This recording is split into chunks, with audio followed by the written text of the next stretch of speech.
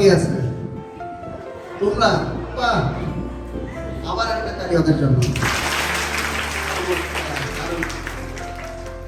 আচ্ছা, আমরা তাহলে আজকে একটা দারুণ একটা প্রোগ্রাম করবো, চমৎকার অনেক কিছু জানবো, অনেক অভিজ্ঞতা হবে, অনেক কিছু খাবো, তারপর হচ্ছে অনেক গিফট পাবো, ঠিক আছে? তোমরা সবাই মনোযোগ দিয়ে শুনবা। তাহলে আমরা আমাদের গেস্টদেরকে ডাকি। আমি অনুরোধ করছি আমাদের সবার পরিচিত মেরিনা আপু আসছেন, WWP এর প্রেসিডেন্ট। আসসালামু আলাইকুম। আপনাদের সামনে আমি আসতে পেরে ভীষণ খুশি লাগছে। আমি অনেক দূর থেকে আপনাদেরকে দেখছিলাম। আপনারা এক একজন ভীষণ লক্ষ্মী। আপনারা কি জানেন? জানি। আমরা নিজেদের জন্য একটা তালি দেব। আমি যে প্রতিষ্ঠানকে রিপ্রেজেন্ট করছি তার নাম women's federation of world piece Bangladesh, এবং যেটা আপনারা ব্যানারে দেখতে পাচ্ছেন যে অনন্যা আমাদেরকে আজকে সবাইকে এখানে একসাথে করেছে। আমরা এসেছি যাতে আমরা সবাই কিছু না কিছু আজকে শিখি, যেটা আমাকে আমি হতে সাহায্য করবে। আমার রক্ষক আমি, তার মানে কি আপনারা একটু চিন্তা করেছেন? নিশ্চয়ই চিন্তা করেছেন। আমি একটি মেয়ে, আমি অনেক সময় আমার ভাই, আমার বন্ধু কি আরো অনেকের উপরে নির্ভর করি।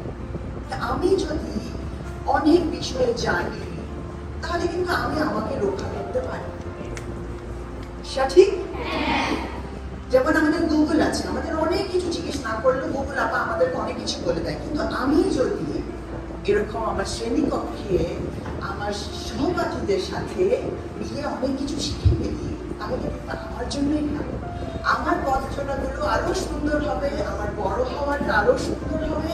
আমি ছোটখাটো কিছু বিপদ আপদ থেকে নিজেকে রক্ষা করতে পারবো।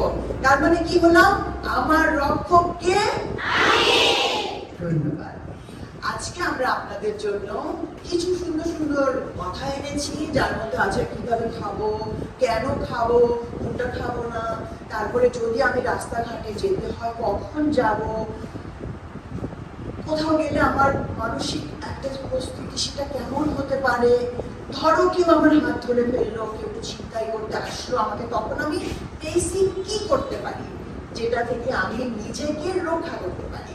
এইটুকু জিনিস আমরা আজকে আপনাদের সামনে এখানে উপস্থাপন করব, কথা বলবো, আপনাদের মতামত নিব, আনন্দ করব এবং দিন শেষে কিছু শিখব। ঠিক আছে? ধন্যবাদ। তারপরে আসবে আমাদের ইসরাত আপু, ম্যানেজার ব্র্যান্ড মেকআপ কোম্পানি।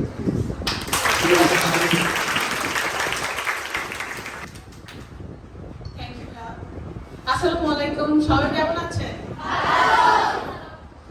আমার নামটা তো বললোই, আমি ইসরাত জাহান, মেকআপ গ্রুপ অফ ইন্ডাস্ট্রিজে আছি এবং ফ্রেশ অনমা স্যানিটারি ন্যাপকিনের ব্র্যান্ড ম্যানেজার। আজকে আমরা আপনাদের সাথে কিছু গুরুত্বপূর্ণ কথা বলবো। আপনার মনোযোগ দিয়ে শুনবেন যাতে হচ্ছে আপনারা শিখতে পারেন এবং জানতে পারেন। হ্যাঁ, তো আমি একটা ডায়লগ দিয়ে শুরু করতে চাই। আপনারা কি জানেন বাংলাদেশে কত পার্সেন্ট মেয়ে স্যানিটারি ন্যাপকিন ইউজ করে? কেউ বলতে পারবে? মাত্র 29% মেয়ে স্যানিটারি ন্যাপকিন ইউজ করে। আর বাকিরা কি ইউজ করে জানি? Any guesses? কেউ বলতে পারবে বাকিরা কি ব্যবহার করে? কাপড় ব্যবহার করে। তো কাপড় ব্যবহার করাটা কি ঠিক? আমরা এই রুমে কেউ আছি কাপড় ব্যবহার করি? দেখি সাহস করে দাঁড়াই তো, কাপড় ব্যবহার করে কিনা? প্যাড ব্যবহার করে কে? একটু দাঁড়ায়, একজন দাঁড়ায়, দাঁড়ায় কে কোনো একজন। আপনি কি ব্যবহার করেন কাপড়? প্যাড ব্যবহার করেন? প্যাড ব্যবহার করেন? আচ্ছা, একটু দাঁড়ান, কোন প্যাড ব্যবহার করেন? আচ্ছা, কোন প্যাড ব্যবহার করেন? জয়া ব্যবহার করেন। Very good. স্যানিটারি ন্যাপকিন ব্যবহার করা আর কাপড় ব্যবহারের মধ্যে ডিফারেন্স বলতে পারবেন? মানে কেন কাপড় ব্যবহার করা উচিত না, কেন স্যানিটারি ন্যাপকিন ব্যবহার করা উচিত? আচ্ছা, আমি বলছি, বসেন। কাপড় বা তুলা ইউজ করলে আপনার যে ইনফেকশনটা হয়, কাপড়টা আমাদের যারা কাপড় ইউজ করে তাদের জন্য বলছি যে এটা ভেরি ডেঞ্জারাস। কাপড় ব্যবহার করলে আপনি যখন এটা ধোন, এটা কিন্তু 100% পরিষ্কার হয় না, বিকজ এটা 40 ডিগ্রি সেলসিয়াসে আপনার রোদে শুকাতে হয়।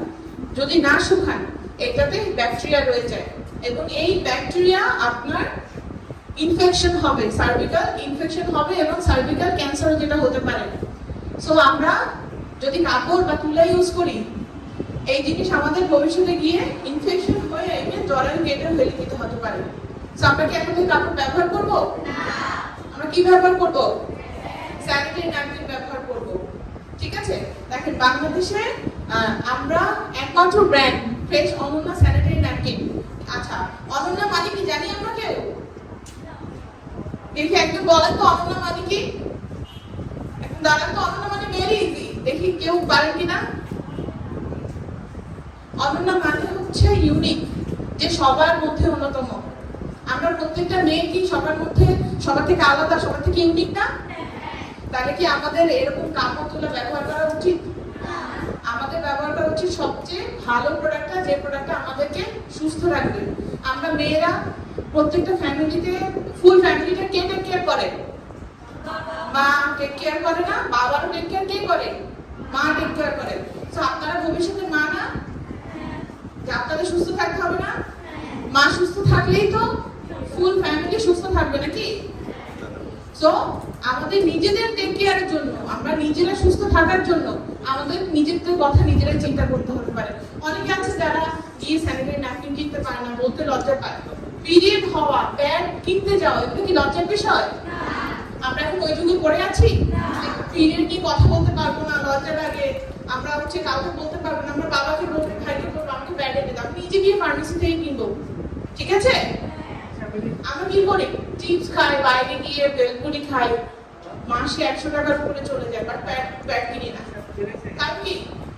আমার লজ্জা লাগে, আমি প্যাড কিনতে যেতে পারি না, তাই কি না? তো আমরা কি করবো?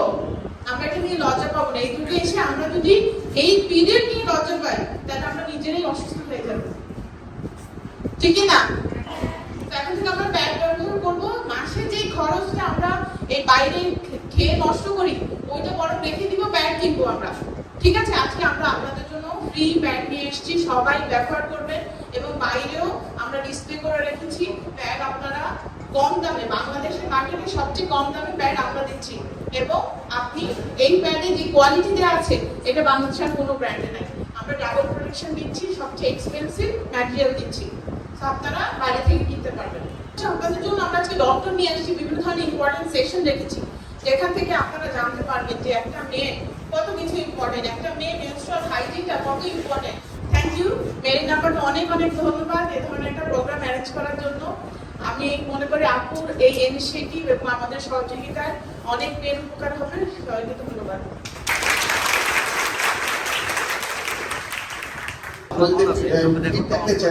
আমাদেরকে ভালো খাবার খেতে হবে না, ভালো ফুড খেতে হবে না, কখন কি খাবো, কিভাবে আমাদের ফিটনেস ঠিক থাকবে, আমরা কিভাবে কখন স্কুলে সুস্থভাবে আসবো, সুস্থ থাকবো, এই জিনিসগুলো আমাদের জানা দরকার না?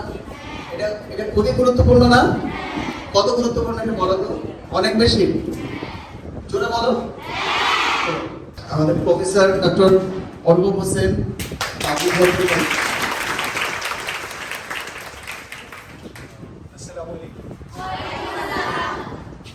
শুনতে পাচ্ছ আমাকে? আমি একটু সাফার করছি, একটু আস্তে ধীরে কথা বলবো। 20 মিনিটস 25 মিনিটস আমরা কিছু জানবো। হ্যাঁ, আমরা ফুড অ্যান্ড নিউট্রিশন সম্পর্কে কিছু জানবো এবং আজকের এই ইনিশিয়েটিভের সাথে আমরা পরে সেটাকে এক করে নেব।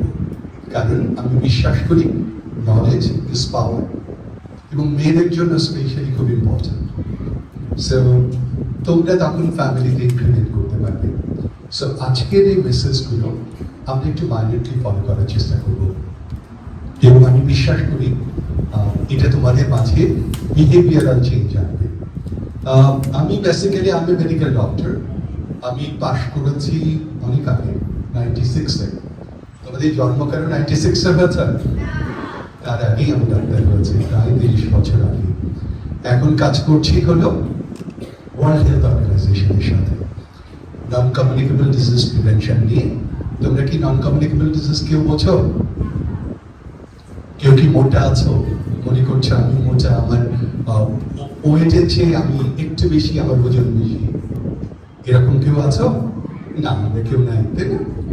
So, এটা আমরা প্রিভেন্ট করি, কেউ যাতে ওজন বেশি না হয়ে যায়। নাম্বার 2 হলো হার্ট অ্যাটাক যাতে কারো না হয়, সেই জন্য আমরা কাজ করি। এবং হার্ট অ্যাটাকটা এখন, আমি শিকদার মেডিকেল কলেজে যখন প্রফেসর ছিলাম, 17, 18, 19 বছর বয়সে হার্ট অ্যাটাক হচ্ছে, ডায়াবেটিস হচ্ছে খুব ছোট অবস্থায়, ডায়াবেটিস। সুতরাং ডায়াবেটিস, হার্ট অ্যাটাক, স্ট্রোক, এগুলি প্রিভেন্ট করা, ওবেসিটি প্রিভেন্ট করা, এই জিনিসগুলো নিয়ে কাজ করছি। কেউ কি বলবে আমাকে ফুড কি কি কাজ করে? বিউটিফুল, শক্তি যোগায়। তারপর বাহ, আলহামদুলিল্লাহ, এটা আমাদেরকে প্রোটেক্ট করে, ডিজিজ থেকে প্রিভেন্ট করে, ডিজিজ প্রিভেন্ট করে। আর কি করে? রোগ প্রতিরোধ ক্ষমতা বাড়ে। Very good, brilliant. And what about আরেকটা, আমাদের শরীরটাকে একটু নাদুস নুদুস করে না, বডি বিল্ড করে না, বডি বিল্ড করে, তাই না? সো কোন ফুডের কাজ কি আমরা কি জানি? হ্যাঁ, ভাত কি কাজ করে? ভাত শক্তি যোগায়, শক্তি যোগায়। ভাত যদি বলো ভাত খেয়ে ভাতে বুদ্ধি হবে, এটা কি ঠিক? না, ঠিক না। আবার প্রোটিন খেয়ে, মাছ মাংস দুধ ডিম খেয়ে যদি বলো এটা আমাকে ইনস্ট্যান্ট এনার্জি দেবে, এটা কি ঠিক? না, ঠিক না। তাহলে ভাতটা আমাদেরকে এনার্জি দেয়, আর মাছ মাংস দুধ ডিম কি করে? প্রোটিন দেয়, প্রোটিনটা আমাদের বডি বিল্ড করে। আরেকটা খাবার আছে, বলো তো কি? ফ্যাট। কিসে আছে? তেল, ঘি, মাখন, বাটার, পনির। আমি যতই কথা বলি না কেন, আমার কথাগুলো only 7% কমিউনিকেশন। আমার ভয়েস এটা হলো 30% of communication, but visual impact হলো more than 60% of the communication. এই জন্য আজকে যা বলবো ছোট্ট ছোট্ট করে জানবো, কিন্তু জানাগুলো আমাদের মনে রাখার চেষ্টা করব। ফুড কি তোমরা বলেছো, আমরা একটু যাই পরের স্লাইডে। এই ফুডগুলো আমাদেরকে এনার্জি দেয় না? ভাত, রুটি, ব্রেড। কোন খাবারগুলো আমাদেরকে বডি বিল্ড করতে সাহায্য করে? মাছ, মাংস, ডিম। ভেরি গুড, আলহামদুলিল্লাহ, অনেক জানো তো তোমরা। তারপর এই খাবারগুলো আমাদেরকে রোগ প্রতিরোধ ক্ষমতা বাড়ায়। এর মধ্যে কি আছে? Vitamins and minerals. আমরা ভিটামিনস এন্ড মিনারেলস সম্পর্কে পরে জানবো। এরপরে স্লাইডে যাই আমরা। আরেকটা ইম্পর্টেন্ট খাবার হলো পানি। আমাদের শরীরের কত ভাগ পানি জানো? 80 ভাগ। সারা পৃথিবীতে কত পার্সেন্ট পানি, কত পার্সেন্ট স্থল? 3 ভাগের 1 ভাগ, 3 ভাগের 1 ভাগ স্থল। বাদ বাকি 2 ভাগ হলো প্রশান্ত মহাসাগর, আটলান্টিক মহাসাগর, উত্তর মহাসাগর, দক্ষিণ মহাসাগর, ভারত মহাসাগর। ক্লাস 5 এ পড়েছিলাম। নেক্সট স্লাইডে আমরা যাই। আমরা কি এগুলি খাই? সাপ খাই, কুকুর খাই, ব্যাঙ খাই, কেঁচো খাই, কিন্তু অনেকেই কিন্তু খায়। কুকুর, কোরিয়ানরা যেখানে কাজ করে সেখানে বাংলাদেশি কুকুর আর পাওয়া যায় না, ওরা সব খেয়ে ফেলে। আমি আমার মাস্টার্সটা আমি করেছি পাবলিক হেলথে, এটা সাউথ কোরিয়াতে। সাউথ কোরিয়ার একটা গল্প বলি। সাউথ কোরিয়ায় যখন যেতাম তখন পার্কে আমাদের যেরকম চানাচুর বিক্রি হয়, ওদের সাপ বিক্রি হতো, এখনো হয়।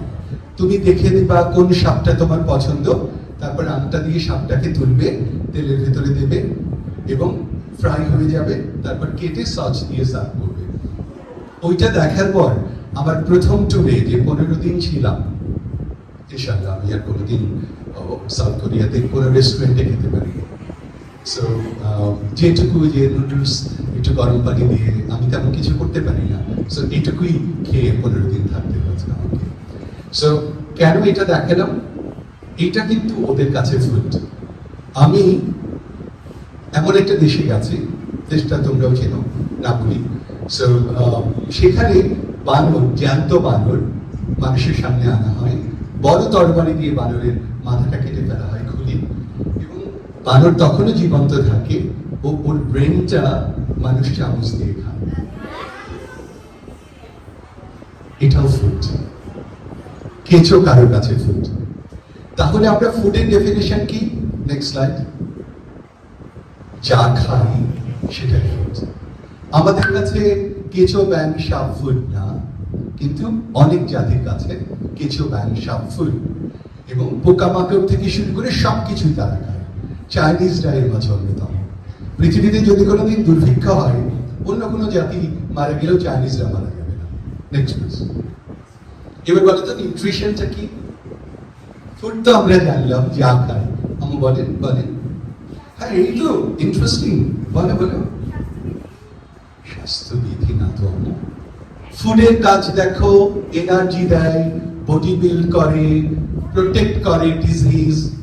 তাহলে আমরা তারপর স্লাইডে যাই। তাহলে এটা থেকে পাই না যে যা পাই সেটাই নিউট্রিশন। ফুড হলো যা খাই, আর নিউট্রিশন হলো যা পাই। আমরা প্রত্যেকটা কাজ আজকে কি কাজ করতে এসেছি আমরা? আজকে আমরা তোমাদেরকে কিছু বিষয়ে কথা বলবো, তাই না? পরে যদি দেখি তোমাদের বিহেভিয়ারাল চেঞ্জটা হয়েছে, তোমরা যে উদ্দেশ্যে আজকে এসেছো সেটা নিয়ে গেছো, সেটা হলো নিউট্রিশন। বুঝতে পেরেছ? ফুডটা হলো আমাদের পার্ট, আর নিউট্রিশন হলো তোমাদের পার্ট। নেক্সট, আমরা যদি ফুডের ক্লাসিফিকেশন দেখি, তাহলে ফুডকে দেখবো। অলরেডি আমরা ডিসকাস করে ফেলেছি, এই স্লাইডে আমরা বেশিক্ষণ থাকবো না। প্রোটিন, ফ্যাট, কার্বোহাইড্রেট, এটা হলো মাইক্রো নিউট্রিয়েন্টস অথবা micro ingredients of food. Next, micro is vitamins, minerals and water. এই জায়গাতেই সমস্যা। আমি যদি আমাদেরকে জিজ্ঞেস করি যে তোমরা প্রোটিন, ফ্যাট, কার্বোহাইড্রেট খাও কিনা, তোমরা সবাই হাত তুলবে। কিন্তু যদি ভিটামিনস এন্ড মিনারেলস খাও কিনা, শাকসবজি না, ফলমূল না, এটা আনস্মার্ট, সামথিং লাইক দ্যাট। আমাদের কাছে আমার গ্রামে একই অবস্থা। আগে গ্রামে আমরা যেতাম হলো শাকসবজি তাজা খাওয়ার জন্য, ফলমূল তাজা খাওয়ার জন্য। এখন গ্রামের মানুষ দৌড়ায় গিয়ে ব্রয়লার মুরগি নিয়ে আসে আর পাঙ্গাস মাছ নিয়ে। এই ব্রয়লার মুরগি আর পাঙ্গাস মাছ খাওয়ার জন্য তো গ্রামে যায় না। এটা বোঝানো দরকার। এবং আমরা আজকে দেখার চেষ্টা করব তোমাদের চারপাশে যা আছে সেটাই তোমাদেরকে সমৃদ্ধ রাখতে পারে। না আসো দেখো, প্রোটিনের প্লান্ট সোর্স হলো বিন। এটা যে কোনো সিম হতে পারে। তোমরা নর্মাল যে সিম খাও সেটা, কিডনি বিন হতে পারে, ডাল হতে পারে। এগুলি হলো প্লান্ট সোর্স। প্লান্ট সোর্সটা একটু poor protein, but high protein is animal source. মাছ, মাংস, ডিম। কে কে আজকে ডিম খেয়েছ? ডিমটা খাওয়া উচিত। তোমাদের জন্য, তোমাদের এই ডেভেলপিং এজে ডিমটা অত্যন্ত গুরুত্বপূর্ণ। আমরা যখন হেলথ এডুকেশনের পার্টটা শুরু করি, গ্রামের মানুষদেরকে আমরা বোঝাতাম যে আপনি আপনার বাচ্চাকে ডিম খাওয়ান, যতটুকু ডিম খাওয়াবেন ততটুকু গোস্ত লাগবে বাচ্চাদের। গ্রামের মানুষ এখন অনেক ডিম খাওয়ায় বাচ্চাদেরকে, নিজে না খেয়েও বাচ্চাকে ডিম খাওয়ায়। আমরা যদি সবকিছু আজকে ভুলে যাই, তাহলে এই মেসেজটা বলবো না। প্রতিদিন আমাদের একটা করে ডিম খেতে হবে, হাফ গ্লাস করে ডিম খেতে হবে। ইজ ইট ওকে? কে কে করবা একটু হাত তোলো। আলহামদুলিল্লাহ, that looks fine. Let's go forward. Facts, এই জায়গাতে আমাদের বোধহয় প্রেজিং করতে হয়। তোমাদের মতো তোমরা যেখানেই থাকো না কেন, গ্রামে, মফস্বলে, শহরে, ফ্যাটের প্রতি তোমাদের তীব্র আকর্ষণ। তেল বেশি খায়, বাটার, ঘি এগুলি বেশি খায়। পনির, চিজ অবশ্য কম্পারেটিভলি কম খাই, কিন্তু অন্যান্য জায়গায় আমরা তেল যেহেতু বেশি ব্যবহার করি। আমি যদি এখন তোমাদের, তোমরা ইয়াং এজে, তোমাদের হয়তো এখনো অ্যাবডোমিনাল ফ্যাটটা ওইভাবে ডেভেলপ করেনি, কিন্তু আমি যদি একটু বয়স হয়ে গেছে, গ্রামের মহিলা, তাদেরও অ্যাবডোমেনে প্রচুর পরিমাণে ফ্যাট। অ্যাবডোমেন মানে তো বোঝো, পেট। সো এই পেটের ফ্যাটটা আমরা না বলতে পারি যদি আমরা তেল ব্যবহার কমাই। প্রতিদিন একজন মানুষের কতটুকু তেল দরকার বলো তো? একটা বড় চামচ, table spoon, 1 simple table spoon, একটা ওই যে চায়ের চামচ আছে না, চায়ের চামচের 1 চামচ, 4 জনের মেম্বার যদি হও তোমরা, সারাদিন 4 চামচ তেলে তোমার সবকিছু হতে হবে। আমরা কি করি? এবং অনেক মানুষকে দেখেছি আমার গ্রামের বাড়িতেও, মনে করে যত তেল তত স্বাদ। সো আমরা কি সেকেন্ডটা মনে রাখবো, আজকে সেকেন্ড মেসেজটা, যে আমরা তেল অনেক কম ব্যবহার করব। ক্লিয়ার? ওকে, আমরা লেটস গো ফরওয়ার্ড। কার্বোহাইড্রেট আমরা জানি, ভাত, রুটি, ব্রেড। আমরা কি ভাতের পরিমাণটা আমরা দেখেছি মফস্বলে, গ্রামে আমরা একটু বেশি ভাত খেয়ে ফেলি, তাই না? আমরা আমাদের পেটটা ভরাবো হলো সবজি দিয়ে, সালাদ দিয়ে, ভাত কম খাবো। আমরা কতটুকু পানি খাবো? থার্ড মেসেজ আজকে, কতটুকু পানি খাবো আমরা? এই গরমে তোমাদের বয়সে পানি ডিপেন্ড করে, সব বয়সেই পানি খাওয়া ডিপেন্ড করে বডি সারফেসের উপরে। তোমাদের হাইট কত? 5 ফিট, 5 ফিট 1, 5 ফিট 2, তাই তো? আমার হাইট 6 ফিট 1। সো তোমার আর আমার পানি খাওয়া কি সেম হবে? না। আবার শীতকালে পানি খাওয়া, গরমে পানি খাওয়া কি সেম হবে? মোটামুটি একটা থাম্ব রুল আছে। থাম্ব রুলটা হলো প্রত্যেক সিজনে 1.5 লিটার প্রস্রাব হওয়ার জন্য যতটুকু পানি খাওয়া দরকার, তোমার প্রস্রাব 1.5 লিটার হতে হবে, ইউরিন আউটপুট 1.5 লিটার। এর জন্য কারো 2.5 লিটার পানি খেলেই চলে, কারো 3 লিটার পানি খেতে হয়। তোমাদের মোটামুটি 2.5 লিটার, 10 গ্লাস থেকে 14 গ্লাস পানি। আমার মনে হয় না কেউ এটা করে, এই জন্য আমরা তোমাদের মুখ দেখলে মনে হয় শুকায় গেছে। আর একটু বেশি পানি খাবো না আমরা? মোস্ট ইম্পর্টেন্ট মেসেজ টুডে, পানি আমরা অনেক বেশি খাবো, 12 থেকে 14 গ্লাস পরিমাণ পানি খাবো। ক্লিয়ার? Let's go forward. দ্রুত যাই আমরা। ভিটামিনস আছে তোমাদের, fat soluble vitamin, water soluble vitamin. Fat soluble vitamin হলো vitamin A, D, E, K, আর ওয়াটার সলিউবল ভিটামিন হলো vitamin B and C। Let's go forward. এইটা ইম্পর্টেন্ট। ভিটামিন A, তোমাদের সবাই যদি ভিটামিন A কম খাও তাহলে কি হতে পারে জানো? Night blindness. আমি দেখেছি গ্রামে এখনো 10 to 15% boys and girls they are suffering from night blindness. So এই মেসেজটা তুমি তোমার পাশে দিতে পারো। মোলা, ঢালা মাছ, গাজর তো খুব কি গ্রামে কম পাওয়া যায়? না, পাওয়া যায়। তাহলে কেন নাইট ব্লাইন্ডনেস থাকবে? থাকা উচিত না। জেরোথ্যালমিয়া থাকা উচিত না। ত্বক টান টান হওয়া দরকার গ্রামে যারা থাকে। তোমাদের দেখলে এখনই মনে হবে যে তোমরা ভিটামিন এ ডেফিসিয়েন্সিতে আছো। অনেকেই ইভেন অনেক দূর থেকেই বুঝতে পারছি অনেকেই আয়রন ডেফিসিয়েন্সি আছে তোমাদের মাঝে। আমরা জানার চেষ্টা করব। ভিটামিন ডি আল্লাহ একেবারেই বিনা পয়সায় দিয়ে দিয়েছে। আমরা করোনার নাম শুনেছো তোমরা? কি এটা? ভাইরাস। এই করোনা ভাইরাস সে চেয়েও অনেক ভয়াবহ ভাইরাস কিন্তু এখন বিজ্ঞানীরা আবিষ্কার করেছে। সো আজকে করোনা, কালকে মরোনা, পরশুদিন জরিনা, এরকম অনেক রোগ আসবে।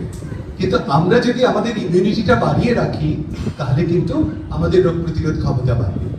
তাহলে রোগ প্রতিরোধ ক্ষমতা বাড়ায় এরকম একটা বড় জিনিস হলো ভিটামিন ডি। আল্লাহ বিনা পয়সায় দিয়ে রেখেছে। সূর্যের আলো সকাল 10টা থেকে দুপুর 3টার মাঝে হাফ অ্যান আওয়ার, আধা ঘন্টা তোমরা সূর্যের আলোতে যাবা, তাতে ভিটামিন ডি সমৃদ্ধ হওয়া। আমাদের ত্বকের নিচেই ভিটামিন ডি ইনঅ্যাক্টিভেটেড ফর্মে থাকে। এটার নাম হলো 7-হাইড্রক্সিকোলিক্যালসিফেরল। নাম মুখস্থ করার কোনো দরকার নেই। এটা অ্যাক্টিভেটেড ফর্ম পাই যখন সূর্যালোকের সংস্পর্শে আসে। আমরা কি সূর্যের আলোতে যাব? ইনশাআল্লাহ। তাহলে আমরা ভিটামিন ডি সমৃদ্ধ হব, এতে আমাদের ক্যালসিয়াম অ্যাবসর্পশন ভালো হবে, রোগ প্রতিরোধ ক্ষমতা বাড়বে, আরো অনেক কিছু। ভিটামিন সি, বাংলাদেশ এমন একটা দেশ যেখানে ভিটামিন সি এর অভাব হওয়ার কথা না, কিন্তু তোমাদের মাঝে অনেকের ভিটামিন সি এর অভাব আছে। আমি জানি, একটু টেস্ট করলে বোঝা যাবে। এটাতে আমলকির সিজন শেষ হয়, কামরাঙা শুরু হয়, কামরাঙা শেষ হয় আমরা শুরু হয়, আমরা শেষ হয় চালতা শুরু হয়, চালতা শেষ হয় তেঁতুল হয়, তেঁতুল শেষ হয় কমলা লেবু, লেবু আসে, সবকিছু। সো আমরা কি ভিটামিন সি কখনো আমাদের ভিটামিন সি এর অভাব পড়বে? না, আমরা প্রতিদিন 1 পিস করে লেবু খাবো, 4 ভাগের 1 ভাগ লেবু, গুড এনাফ ফর ইউ, একবার খাবার জন্য। বেশি খেলে লেবু, আবার বেশি খেলে টক্সিসিটি হওয়ার চান্স থাকে, বেশি খাবে না। রিচ সোর্স হলো আমলকি, কমলা লেবু, লেবু, আমরা, কাঁচামরিচ। কিচ্ছু না পেলে 2 বেলায় 2টা কাঁচামরিচ খাবে, প্রচুর পরিমাণে vitamin C. Next is vitamin B. B অনেকগুলো আছে, B1, B2, B6, B12। মেয়েদের জন্য খুব ইম্পর্টেন্ট হলো B12। B12 ভিটামিনটা অনেক ইম্পর্টেন্ট তোমাদের জন্য, আয়রন অ্যান্ড B12। সুতরাং B12 এর যে সোর্স আছে পোলট্রি, অর্থাৎ আমাদের হাঁস মুরগ মুরগি, এবং গ্রিন লিফি ভেজিটেবলস, এগুলি তোমরা বেশি করে খাবে। Next please. Minerals, calcium, iron, potassium, sodium, zinc. দেখে মনে হচ্ছে তো আমরা অনেকগুলো খনি পেয়ে গেছি না? না, এগুলো আমাদের প্রত্যেকের শরীরে দরকার। কিভাবে দরকার, কিভাবে পাই আমরা একটু দেখি। আয়রন, যেসব সবজি বা শাক কেটে রাখলে কালো হয়ে যায় সেগুলিতে আয়রন আছে, যেমন কচুর শাক, কচুর লতি, কাঁচা কলা, এগুলি কি খুব দামি? তাহলে তোমাদের আয়রনের অভাব কেন? আমি এখানে নির্দ্বিধায় দেখছি তোমাদের ফার্স্ট, সেকেন্ড, থার্ড রোতে অ্যাটলিস্ট 50% এর আয়রন ডেফিসিয়েন্সি আছে। আমরা মোস্ট ইম্পর্টেন্ট মেসেজ, আগামীকাল থেকে আইদার কচুর শাক, কচুর লতি, কাঁচা কলা, যে কোনো একটা প্রতিদিন খাবে, ঠিক আছে না? নেক্সট টাইম যখন তোমাদের সাথে দেখা হবে তোমরা যেন আয়রন ডেফিসিয়েন্সি থেকে মুক্ত হও। ক্যালসিয়াম রয়েছে হলো দুধে, কমলা লেবুতে, পনিরে। তোমরা বলো তো ক্যালসিয়ামের কাজ কি? আচ্ছা, আয়রনের কাজ কি? Why this is so important, iron? Tell me. তোমাদের মেনস্ট্রুয়াল সাইকেলে আয়রন কিন্তু লস হয়, হিমোগ্লোবিন লস হয়, ব্লাড লস হয়, তো হিমোগ্লোবিন লস হয় এবং আয়রন লস হয়। সেইটা পূরণ করার জন্য তোমাদের আয়রনের খুব দরকার। পাশাপাশি তোমাদের রক্ত কতখানি কাজ করবে, অক্সিজেন বহন করবে, সেটার দায়িত্ব হলো আয়রন। এই জন্য haem iron is very important. So this is about calcium. Calcium তোমার দাঁত এবং তোমার বোনসের ফাংশনের জন্য খুব ইম্পর্টেন্ট। ব্যালেন্স ডায়েট, আমরা এতক্ষণ যা বললাম সব যদি একটা একটা করে খাই তাহলে কি ব্যালেন্স হবে? না, আমাদের কতটুকু কার্বোহাইড্রেট খেতে হবে, কতটুকু প্রোটিন খেতে হবে, কতটুকু ফ্যাট খেতে হবে, একটা গাইডলাইন আছে। আচ্ছা, তোমরা বলো তো 2টা ব্যালেন্স ডায়েটের নাম বলো যেটা আল্লাহ দিয়ে দিয়েছে। one more answer. Let's see, না? আমরা দেখি। Let's see. দুধ আর ডিম, শুধু এক ভিটামিন সি ছাড়া সব কিছু আছে, এভরিথিং, দুধ আর ডিম। সো এই কারণে বলেছি প্রতিদিন যদি আমরা সবকিছু ভুলে যাও তাহলে হাফ গ্লাস দুধ অথবা 1 পোয়া পরিমাণ দুধ আর একটা ডিম is a must. Okay, next let's go forward. Balance diet হলো, আজকে সময়ের কারণে যাব না, প্রোটিন কতটুকু খেতে হয় এটা তোমাদের বইয়ে আছে, তোমাদের ক্লাস 5, 6, 7, 8 এর বইয়ে আছে। প্রোটিন, ফ্যাট, কার্বোহাইড্রেটের ইকুয়েশনটা বলা আছে। সো ইকুয়েশন অনুযায়ী খেলেই ব্যাপারটা ব্যালেন্স হয়ে যাবে। Next please. প্রতিদিন আমরা কয়বার খাবো বলে তো? ভেরি গুড, কে বলেছ? Very good. ওর জন্য একটা ছোট্ট গিফট আমার পক্ষ থেকে। সবাই এরকম সেমিনারে বা ওয়ার্কশপে গেলে সবাই বলে যে 3 বার, সকালের নাস্তা, দুপুরের খাবার, রাত। কিন্তু না, অ্যাকচুয়ালি আমরা ডায়াবেটিক পেশেন্টের মতো খেতে পারি, লাইক 2 আওয়ার্স পার, একদম ছোটবেলা থেকে। তোমাদের তো ইজ এ মাস্ট, কারণ তোমাদের ডেভেলপিং ইজ। সো সকালের নাস্তা তোমরা 2 বার করতে পারো। Very early in the morning একটা খেজুর দিয়ে শুরু করলাম, খেজুর, 1 গ্লাস পানি, একটু মধু, একটু চা, একটু বিস্কিট। দেন তোমার ব্রেকফাস্টটা খেলে 2 ঘন্টা পর। দুপুরের খাবার খেলে সকাল 1টা থেকে 2টার মাঝে দুপুরের খাবার। বিকেলে খেলা হলো 4টা থেকে 5টার মাঝে। রাতের খাবার 7:30 থেকে 8টার মাঝে। কে 7:30 থেকে 8টার মাঝে ডিনার করে? আলহামদুলিল্লাহ, it's really nice, it's good. কারণ ঘুমাতে যাওয়ার আগে 2 ঘন্টা দিতে হয়। সো ডিনার করার পরে মিনিমাম 2 আওয়ার্স পরে তারপরে ঘুমাতে যেতে হয়। সো 8টা should be the cut off time for dinner. And then 10টা 10:30টার দিকে তোমরা বেডে যাবা। তবে মনে রেখো এই সময়ে নো ব্লু লাইট এক্সপোজার, কোনো মোবাইল ফোন না। রাত 8টার পরে কে মোবাইল ফোন দেখো? যদি কেউ দেখো please say no to mobile, তোমাদের ঘুমটা ভালো হবে। Next please. ফুড হাইজিন হলো আমরা যে খাবারগুলো খাই সেগুলি আমরা ধুয়ে খাবো। কাটার আগে সবজি ধুয়ে নিব, তাতে সবজির ইনগ্রেডিয়েন্ট গুলো লস হবে না, বাট অন্যান্য খাবার আমরা ধুয়ে খাবো। এটা হলো ফুড হাইজিন। Next please. আমি খুব দ্রুত যাচ্ছি সে কারণে। Next is personal hygiene. আমরা ফুড ধুয়ে নিলাম কিন্তু আমার নখ কাটা নেই, ফুড ধুয়ে নিলাম কিন্তু আমার হাত পরিষ্কার না, হবে না। ফুড ধুয়ে নিলাম কিন্তু আমার অনেক ঘাম, তারপরে ঘামও মুছতেছি আবার ফুডও ধরতেছি, হইল? So we should be careful about personal hygiene. Next is খুব অ্যাট্রাক্টিভ না? আমরা প্রচন্ড অ্যাট্রাক্টিভ। কে খাও না বলে তো আমরা? ওয়াও, ওর জন্য একটা গিফট।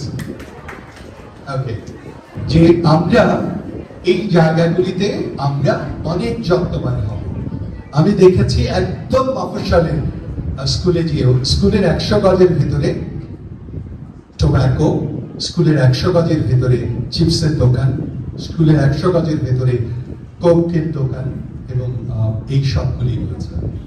আমরা এটার এগেইনস্টে, and we are going for a massive campaign within very short time. So তোমরাও যে যার জায়গা থেকে প্রতিবাদ করবো। Next please. আমরা এগুলো খাবো না, হ্যাঁ? এবং এগুলির গায়ে লেখা থাকতে হবে Coke, it creates obesity, it can create what? Heart attack, block, stroke, diabetes, cardiovascular disease। এগুলি লেখা থাকতে হবে। সিগারেটের গায়ে যেরকম থাকে না, এগুলি গায়ে লেখা থাকতে হবে। প্রত্যেকটা বার্গারের প্যাকেটে লেখা থাকতে হবে। Next please. Fitness, why this is so important? কে বলবে why this is so important? তার জন্য আরেকটা গিফট আছে। ফিটনেসটা কেন ইম্পর্টেন্ট আমরা? সুস্থ থাকার জন্য। হ্যাঁ, এই আনসারটা একেবারেই গতানুগতিক হয়ে গেল। আচ্ছা ঠিক আছে, আমরা একটু দেখি না। WHO definition of health is like, health হলো physical, mental and social well-being। তোমাকে ফিজিক্যালি ফিট থাকতে হবে, মেন্টালি ফিট থাকতে হবে, সোশ্যালি ফিট থাকতে হবে, এবং সেটা অ্যাচিভ করা যায় একমাত্র ফিজিক্যাল অ্যাক্টিভিটির মাধ্যমে। Next please. আমরা ফিজিক্যাল এন্ড মেন্টাল ওয়েলবিং নিয়ে, ওয়েলনেস নিয়ে কথা বলেছি। আমরা বলেছি অলরেডি এনসিডি নিয়ে আমরা নন কমিউনিকেবল ডিজিজ প্রিভেন্ট করব, আমরা আমাদের ইমিউনিটিকে বাড়িয়ে রাখবো। Next please. আমরা পজিটিভ হেলথ বলতে আমরা বুঝি আমরা ফিজিক্যালি অ্যাক্টিভ থাকবো, আমরা ডায়েট, ব্যালেন্স ডায়েট খাবো, এবং ঘুমাবো কত ঘন্টা? আচ্ছা, তোমাদের জন্য 8 ঘন্টা ঘুমটা আমি প্রেসক্রাইব করবো। আর 8 ঘন্টা যারা মাথার কাজ করো তাদের জন্য, যারা ডে লেবার তাদের জন্য 6 ঘন্টা 7 ঘন্টা স্টুডেন্ট। তোমাদের জন্য 8 ঘন্টা, পারলে 9 ঘন্টা, পারলে 9 ঘন্টা। In that case you have to go to bed early. 10টায় বেডে যেতে হবে, ফজরের নামাজের ওয়াক্তে উঠে যেতে হবে। ইন দ্যাট কেস তোমার 8 ঘন্টা 9 ঘন্টা ঘুম হবে। Next please. এটা মনে রেখো, এটা ফিট টেক হোম মেসেজ। ঘুমাতে হবে 7 থেকে 8 ঘন্টা, না হলে কিন্তু মোটা হয়ে যাবে। অনেকে মনে করে বেশি ঘুম মানে মোটা হবে, নো, যারা কম ঘুমায় তারা মোটা হয় বেশি। So benefits of quality sleep. তোমরা যদি ভালোভাবে ঘুমাও, what will happen to you? তোমাদের পারফরমেন্স বাড়বে, রিডিং পারফরমেন্স বাড়বে, তোমাদের আইকিউ বাড়বে, সবকিছু ভালো হবে, তোমাদের হিলিংটা ভালো হবে, তোমাদের ইনজুরি হবে না, ইমিউন সিস্টেম ভালো থাকবে, স্ট্রেস কম হবে, মেন্টাল হেলথ ভালো থাকবে। তাহলে আমরা ঘুমাবো না? আর যদি না ঘুমাই তাহলে কি হবে? Next slide. 4 স্লিপের সাইনটা হলো ডে টাইম স্লিপিনেস, ঘুম ঘুম লাগবে সারাদিন ক্লাসে, টিচাররা কমপ্লেন করে না এই মেয়ে ঘুমাস কেন, ওরকম বলবে। হ্যাঁ, তারপরে জেনারেলাইজড উইকনেস হবে, খিদা বেড়ে যাবে, ঘুম কম হলে খিদা বেড়ে যায়। Last part is physical activity. আমরা কেন করব? সবচেয়ে সোজা ফিজিক্যাল অ্যাক্টিভিটি কি? ওকে, একটা So, হাঁটাহাঁটি is the best exercise. আমরা কেন করব? কারণ আমরা প্রকৃতির টাচে যাই, আমরা আমাদের ডাইজেশনটা ভালো হয়, অ্যাবজর্পশনটা ভালো হয়, বাউল মুভমেন্ট ভালো থাকে, আমাদের কোয়ালিটি স্লিপ আমরা এনশিওর করতে পারি। নেক্সট হলো আমরা ইলেকট্রনিক ডিভাইস থেকে দূরে থাকতে পারি। কিভাবে? অন্তত হাঁটার সময় তো আমি মোবাইল নিয়ে হাঁটবো না। আমাদের ইমিউনিটি ভালো হবে, এনসিটি প্রিভেনশন করতে পারবো, সোশ্যালাইজেশন হবে, হাঁটতে হাঁটতে কথা বলতে পারবো। Next please. এইটা খুব ইম্পর্টেন্ট স্লাইড তোমাদের জন্য, যে অনেকে বলে তোমাদের মতো বাচ্চাদের এবং অভিভাবকদের মেইন প্রশ্ন থাকে, আমার বাচ্চা হাঁটলে কি একাডেমিক পারফরমেন্স ভালো হয়ে যাবে? ইয়েস, ইউকেতে একটা গবেষণায় দেখা গেছে যেসব স্টুডেন্টরা রেগুলার হাঁটে তাদের কি ভালো হয়। Let's see, next slide please. আমি আরো 20 সেকেন্ড পাইছি। Next slide. নাম্বার 1 হলো তাদের ম্যাথমেটিক্স পারফরমেন্স ভালো, রিডিং ভালো, আইকিউ ভালো, কোয়ালিটি অফ স্লিপ ভালো, অ্যাটেনশন ভালো, and better time management. So তাদের কি হয়? স্ট্রেস কম হয়, এনজাইটি কম হয়, মুড সুইং কম হয়, ডিপ্রেশন কম হয়, and suicidal tendency becomes zero. এতগুলি যেহেতু বেনিফিট, তাহলে আমরা কি হাঁটবো? কে হাঁটবো আজকে থেকে রেগুলার? আলহামদুলিল্লাহ, that looks fine. Last one. So, be proactive. একটা ছোট্ট গল্প দিয়ে শেষ করি না? একটা কনভেনশন সেন্টার, তার সামনে ইট ভাঙছিল 3 লোক, একজন বাঙালি, একজন আমেরিকান, একজন জাপানি। সো বাঙালিকে জিজ্ঞেস করা হলো মাইক্রোফোন দিয়ে, আপনি কি করবেন? অ্যাজ ইউজুয়াল বিরক্ত, বাঙালিরা সবসময় বিরক্ত থাকে। তো দেখছেন না আমি কি করি, আপনি আবার জিজ্ঞান কেন? তারপর একজন আমেরিকানকে জিজ্ঞেস করা হলো যে আপনি কি করছেন? আমেরিকান একটু হেসে বলল যে আমি ঘন্টায় $10 করে আর্ন করছি। অর্থাৎ তার জন্য টাকাটা ইম্পর্টেন্ট। জাপানি ভদ্রলোক তার জায়গা থেকে উঠে গেলেন, উঠে গিয়ে বললেন, আমার শ্রমে এই কনভেনশন সেন্টারটা গড়ে উঠছে। সো আজকে আমরা যারা এসেছি, আমরা যারা কথা বলবো, একটা ইম্পর্টেন্ট মেসেজ, আমরা জীবনের প্রত্যেকটা ক্ষেত্রে প্রোঅ্যাক্টিভ থাকবো, তাহলে দেখবা কোনোদিন পেছনে ফিরে তাকাতে হবে না। আল্লাহ বারাকাত দেবেন তোমাদের। So thank you very much. নতুন বাংলাদেশ গড়ার জন্য তোমাদেরকে অনেক অনেক বেশি পরিশ্রমী এবং উদ্যমী হতে হবে। আর থ্যাংক ইউ।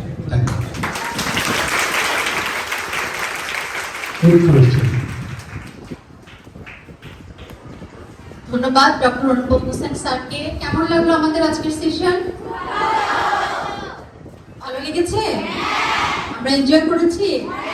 আমি একটু মঞ্চে ডেকে নিয়েছি WFWP প্রেসিডেন্ট মিস মেহরিনকে এবং ফ্রেশ অননার ইসরাত আপাকে।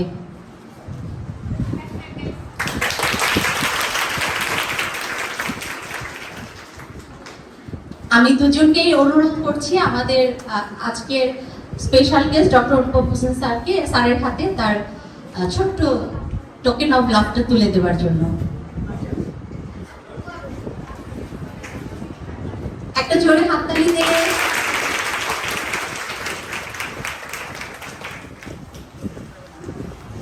অনেক ধন্যবাদ স্যার আপনাকে।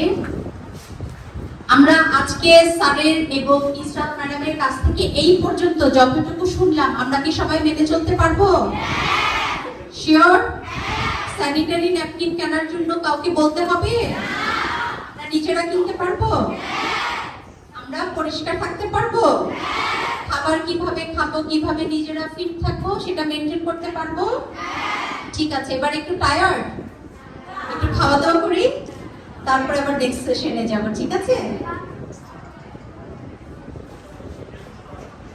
আচ্ছা, তাহলে আমরা একটা কাজ করি, যেহেতু কেউ টায়ার্ড না, আমরা আরেকটু মজা করি, আরেকটা সেশন নিই, ঠিক আছে? ওকে, আমাদের মাঝে ডেকে নিচ্ছি আমাদের ছোট্ট বোন মৃদুলাকে। মৃদুলাকে রিকোয়েস্ট করবো মঞ্চে আসার জন্য। আচ্ছা, আমরা আজকের অনুষ্ঠানে বা আজকের তোমাদের সাথে আমাদের বসার কেন বসেছি বা আমাদের প্রোগ্রামটা মূল্যটা কি জানি? বলো তো এখানে কি লেখা আছে? আমার রক্ষক আমি, আমি শুনতে পাই না, আমি গুড। আর আমার রক্ষক তার মানে আমরা নিজেরা নিজেদেরকে রক্ষা করতে পারি, সেটা যে কোনো সিচুয়েশনে, তাই না? তারপরেও আমাদের কিছু অপ্রীতিকর ঘটনা বা যেটা আমরা কখনো আশা করি না বাট ঘটে যায় পথ চলতে গেলে, তাই না? আমরা যখন রাস্তা দিয়ে যাই তখন নানা ধরনের হয় না, ওর ছেলেরা আমাদেরকে একটু টিটকারি মারে, একটু বাজে কথা বলে, বা একজন মুরব্বী একটু গায়ে হাত দিয়ে ধাক্কা দিয়ে চলে গেল, হয় কি না?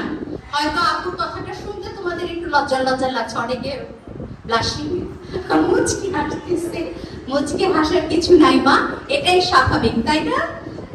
আচ্ছা, এরকম যদি কোনো সিচুয়েশন হয় এবং আমরা তাৎক্ষণিক নিজেদেরকে কিভাবে ওই অপ্রীতিকর ঘটনা থেকে বা ওই পরিস্থিতি থেকে নিজেদেরকে ইনস্ট্যান্ট রক্ষা করতে পারি, এমন কিছু কৌশল আমাদেরকে মৃদুলা দেখাবে, ঠিক আছে? আশা করি তোমাদের ভালো লাগবে।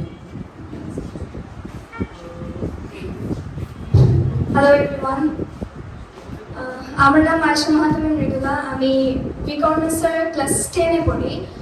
আমি হচ্ছে গিয়ে বেসিক্যালি আজকে তোমাদেরকে ফার্স্টে আমার এই দেখতেই পাচ্ছ আমি মার্শাল আর্ট করি, অ্যান্ড ফার্স্টে আমি তোমাদেরকে আমার মার্শাল আর্টের এক্সপিরিয়েন্সটা শেয়ার করবো, মানে পুরো জার্নিটা আমি একদম শুরু থেকে এ পর্যন্ত এখানে কীভাবে এসেছি, অ্যান্ড তোমরা কেন মার্শাল আর্ট করবে, মানে অবভিয়াসলি তোমাদের নিজেদেরকে প্রোটেক্ট করবা, অ্যান্ড প্রোটেক্ট করার জন্য মার্শাল আর্ট কেন ইম্পর্ট্যান্ট এগুলোর কিছু ইম্পর্টেন্স বলবো, অ্যান্ড লাস্টে কিছু ডেমনস্ট্রেশন দেখাবো, like how you can protect yourself, or like তোমরা কী করে তোমাদের নিজেদেরকে সেলফ ডিফেন্স করবা। সো ফার্স্টেই বলি, আমি হচ্ছে গিয়ে মার্শাল আর্ট স্টার্ট করি ক্লাস 2-তে, মানে ক্লাস 1-এর শেষে, 2-এর ফার্স্টে, আমি যখন ক্লাস 2-তে, অ্যান্ড তখন বেসিক্যালি আমাকে আমার মা, আমার বোনও আমার সাথে শিখতো, মানে একসাথে আমরা ভর্তি হয়েছি। তো আমার মা আমাকে হচ্ছে ওখানে জোর করে নিয়ে গিয়েছিল, আমার কোনো ইচ্ছা ছিল না ওখানে কিছু করার, অ্যান্ড আমার বোনের ইচ্ছা ছিল, আমার ছিল না। তো দেখা যায় আস্তে আস্তে ওখানে করতে করতে 1-2 বছর যাওয়ার পরে দেখা যায় আমার নিজের একটা ইন্টারেস্ট, লাইক অনেক ইন্টারেস্টিং লাগে জিনিসটা। যখন এটা আমি মানে যখন আমাদেরকে করাতো, তখন যখন আমি এগুলো দেখতাম যেগুলো প্র্যাকটিক্যালিও অ্যাপ্লাই করা যায়, তখন আমার এটা অনেক ইন্টারেস্টিং লাগে। এরপরে দেখা যায় 1-2 বছর পরে আমাকে কেউ বাসায় ধরে রাখতে পারতো না, যখন টাইম হতো আমি নিজে থেকে চলে যেতাম এরকম। অ্যান্ড এখন বলি তোমাদেরকে ইম্পর্টেন্স বলি। ফার্স্টে তোমরা মার্শাল আর্ট, শুধু মার্শাল আর্ট, তোমরা কারাতে করতে পারো, তাইকোয়ান্ডো করতে পারো, জুজুৎসু করতে পারো, জুডো করতে পারো, এনিথিং। এটা করার ফার্স্ট ইম্পর্টেন্স হচ্ছে কি, তো জানো সেলফ ডিফেন্স। তোমরা নিজেদেরকে ডিফেন্ড করতে পারবা ফ্রম এনিথিং, যাই হবে তোমাদের সাথে, ইনস্ট্যান্ট রাস্তায় কোথাও তোমাদের সাথে কখনো হ্যারাসমেন্ট অর সামথিং, ছিনতাই কিনতে যাই হবে, তোমরা এটা করলে তোমাদের মাথায় একটা আইডিয়া থাকবে, অথবা তোমরা কিছু টেকনিক্স জানতে পারবা যেটা নিয়ে তোমরা নিজেদেরকে ডিফেন্ড করতে পারবা। সেকেন্ডলি হচ্ছে কি হেলথ। তোমরা আমাদের লাইফে লাইক হেলদি হওয়ার জন্য মার্শাল আর্ট অনেক ইম্পর্টেন্ট। এক্সারসাইজ, ফার্স্ট থিং হচ্ছে এক্সারসাইজ, অ্যান্ড মার্শাল আর্ট করলে তো অবভিয়াসলি এক্সারসাইজ হয়ই। তো সেকেন্ড থিং হচ্ছে এক্সারসাইজ, অ্যান্ড থার্ড থিং হচ্ছে গিয়ে লাইক স্পিকিং স্কিলস। আমরা এখানে অনেকে আছি অনেক ইন্ট্রোভার্ট টাইপের, যেমন আমি অনেক ইন্ট্রোভার্ট, আমি কথা বলতে পারি, আমি জানি না এতগুলো মানুষের সঙ্গে এখানে দাঁড়িয়ে আমি কীভাবে কথা বলতেছি। আমি আমার ফ্যামিলিতে কাউকে আমি সালাম দিতে পারি না, বিকজ আমি এত শাই, বাট আমি এখন তোমাদের সামনে দাঁড়িয়ে এখানে কথা বলতেছি। সো থার্ড যেটা, সেটা হচ্ছে তোমাদের জড়তা কাটবে। তোমাদেরকে একটা কাহিনী বলি, সেটা হচ্ছে আমি একদিন হচ্ছে স্কুল থেকে বাসায় আসছিলাম, এটা আমার প্যারেন্টসও জানে না, এই কাহিনী আজ পর্যন্ত আমি আমার প্যারেন্টসকে বলিনি। তো একদিন আমি স্কুল থেকে বাসায় আসছিলাম রিক্সা করে। তো আমাদের স্কুল থেকে বাসায় আসার সময় একটা রেল গেট আছে ওখানে, মালিবাগ রেল গেট। তো ওইখানে ওই রাস্তাটা, রেল গেটের রাস্তাটা একটু ভাঙা ছিল। তা আমি যে রিক্সাওয়ালাটা ছিল উনি একটু না মানে বয়স্কই ছিল। তো উনি যখন এসেছে মানে ওই রেল গেটের রাস্তা দিয়ে যখন যাচ্ছিল, তখন রাস্তাটা তো ভাঙা, তো ওনার সামনে যে রিক্সাটা ছিল উনি ব্যালেন্সের সামনে রিক্সাটার সাথে একটু লেগে গিয়েছে। এটা নর্মালি সবসময় হয়, তো একটু লেগে গিয়েছে। তো লাগার পরে সামনে যে রিক্সাওয়ালাটা ছিল উনি নেমে এসে আমার যে রিক্সাওয়ালাটা ছিল ওনার কলারে ধরেছে, ধরে বলতেছে মানে নর্মালি রিক্সাওয়ালাটা ঝগড়া লাগলে যা বলে এরকম গালিগালাজ করতেছিল। অ্যান্ড দেন রাস্তা দিয়ে একটা হেঁটে যাচ্ছিল একটা লোক, উনি লাইক সানগ্লাস পরেছিল, অনেক ওয়েল ড্রেসড ছিল, ওনাকে দেখে মনে হচ্ছিল অনেক স্মার্ট। তো উনি এসে যখন দেখছে, উনি পুরো ইনসিডেন্টটা দেখেছে, তো যখন দেখে এসে উনি দাঁড়িয়ে ওনার সানগ্লাস পরেছিল না, উনি এমনি সানগ্লাসটা খুলে আমার রিক্সাওয়ালাকে বলতেছে যে রিক্সা চালাইতে পারো না, ঢাকা শহর আসো কেন? তো এরা যখন বলছে তখন আমার অনেক রাগ হচ্ছে। দেখো তোমাদের সাথে যদি তোমরা একটা রিক্সায় একটা বয়স্ক মানুষের সাথে যদি এভাবে করতো তোমাদের রাগ হতো না? তোমরা চাইতে না তাকে ডিফেন্ড করতে? হ্যাঁ, কিন্তু আমরা সবাই কিন্তু অ্যাফ্রেড থাকতাম, কেউ কিন্তু করতে পারতাম না, কিন্তু সাহস করে বলতে পারতাম তাকে যে লোকটা ছিল, অনেকে কিছু বলতে পারতাম? তোমাদের সাহস হইতো? হয়তো অনেকের হইতো, বাট মোস্ট অফ দ্য পিপলের কিন্তু হইতো না। আমারও ছিল না, কিন্তু আমি জানি না ওইদিন আমার কি হয়েছিল, আমি মাস্ক পরেছিলাম, ওইদিন আমি মাস্ক খুলে যে লোকটা যাচ্ছিল ওনাকে আমি লিটারালি বলছি যে আপনি কি একদিন রিক্সা চালাই দেখছেন? আর আমি যখন ওনাকে এটা বলছি ওনার পুরো চুপ হয়ে গেছে। অ্যান্ড যে হচ্ছে গিয়ে রিক্সাওয়ালাটা, আমার রিক্সাওয়ালার হচ্ছে গিয়ে কলার ধরেছিল, ওনাকে আমি বলছি যে আপনি আপনার এইজ দেখেন আর যার কলার ধরে আছেন ওনার এইজ দেখেন। আর উনি যখন এটা শুনছে ওই সাথে সাথে কলার ছেড়ে দিচ্ছে, কিছু বলেন, উনি জাস্ট কলারটা ছেড়ে দিচ্ছে। সো এইভাবে তোমরা তোমাদের স্পিকিং স্কিলস বাড়াতে পারো, তোমরা তোমাদের জড়তা কাটাতে পারবা। এটা একটা ইনসিডেন্ট ছিল। অ্যান্ড ফোর্থ থিং হচ্ছে তোমরা মার্শাল আর্ট শুধু আমরা সেলফ ডিফেন্সের জন্য করতে পারি মানে করি না, আমরা হচ্ছে কি এটা নিয়ে আমাদের ক্যারিয়ার ডেভেলপ করতে পারি।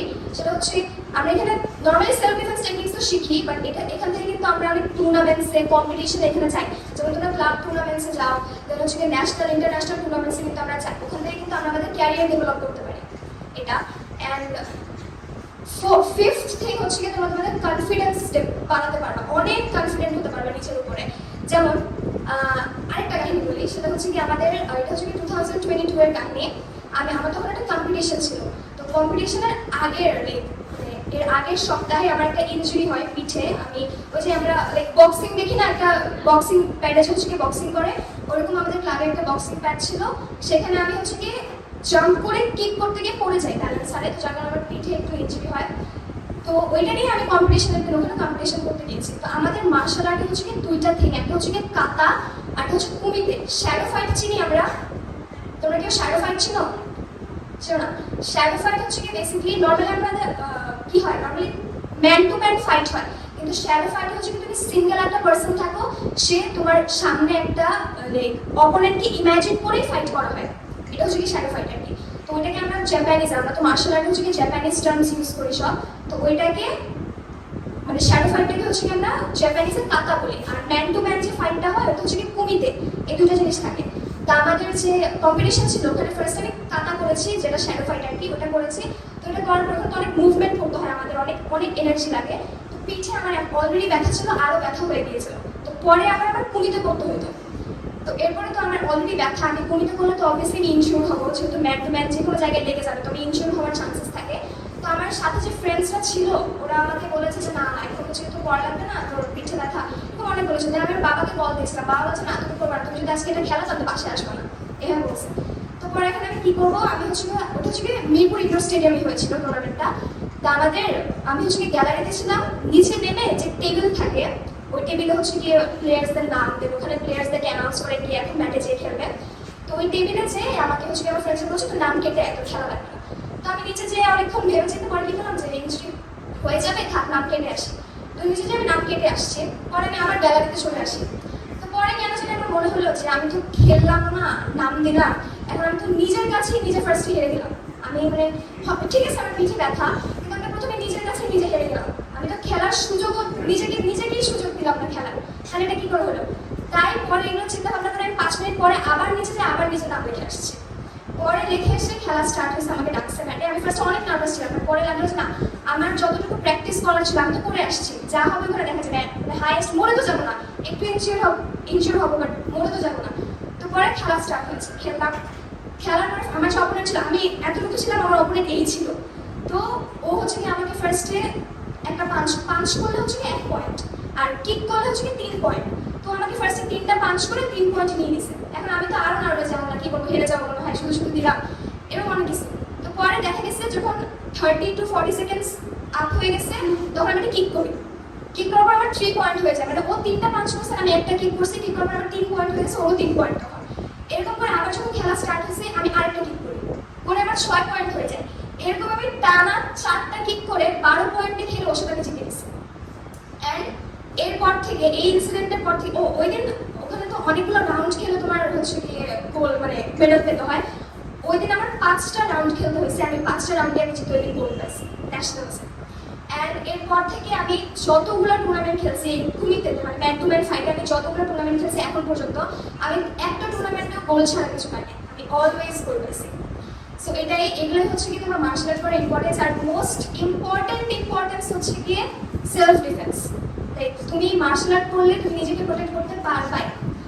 এখন আমি হচ্ছে তোমাদেরকে কয়েকটা সেলফ ডিফেন্স টেকনিক দেখাবো, যেগুলো রাস্তায় হচ্ছে যদি অনেক সময় দেখা যায় মানুষ আমাদের হাত ধরে অথবা পিছন থেকে এসে ধরে, তোমরা ওগুলো কি করে ডিফেন্ড করবা এবং কিছু টেকনিক্স আমি তোমাদেরকে দেখাবো। তো আমার একজনকে লাগবে, তোমাদের মধ্যে কেউ একজন একটু আসো স্টেজে, তুমি আসো। হ্যাঁ আসো, ক্যাপ খুলে আসো।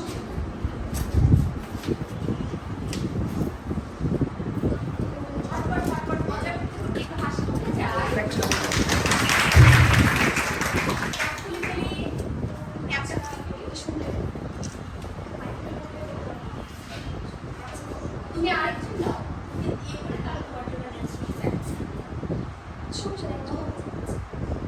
ফার্স্ট টেকনিক হচ্ছে সাপোজ তুমি আমার একটু রাস্তা দিয়ে যাচ্ছ, কেউ তোমার হাত ধরেছে, একটা পেন্সিল করে ইয়া করলাম, অনেক জন ধরেছে, ছাড়ানোর কোনো উপায় নেই, কোনো মানুষকে ছাড়তে পারবে। এখন মনে হয় তুমি ওকে হয়তো তুমি মারবা আর সামথিং পাঞ্চ করে কিছু করবা, ওইটা শুধু তুমি ভয় পাচ্ছ, তুমি কিছু করতে পারছো না, তখন তুমি কি করবা? এখন তুমি কি করবে? এখানে আসো, হঠাৎ তুমি মার্শাল আর্টে জিনিস সবকিছু হতে হবে হঠাৎ। তুমি যদি ওকে বুঝিয়েই ফেলো তুমি কি করতেছো, তাহলে তো আরেকটা জিনিস করে ফেলবে। তো তুমি কি করবা, সেটা তোমার যে মানে অপোনেন্ট বা যে থাকবে তাকে বুঝতে দেওয়া যাবে না। তুমি কি করবা? শক্ত করে রাস্তা তোমাকে একটা ছেলে বুঝতে পারবে। তুমি যদি হঠাৎ করে এখানে আসে না, অনেক ছোট ধরো, ও বুঝবে না, ঠিক আছে? আমি যে কোনো সময় দেবো থাকবা নর্মালি, কিন্তু তুমি যদি হঠাৎ করে ওখানে ছাড়াতে তোমার হাত, এটা কিন্তু শক্তি লাগবে না, এমন না যে আমি মার্শাল আর্ট করে আমার অনেক শক্তি আছে তার জন্য ছেড়ে দিয়েছি, না।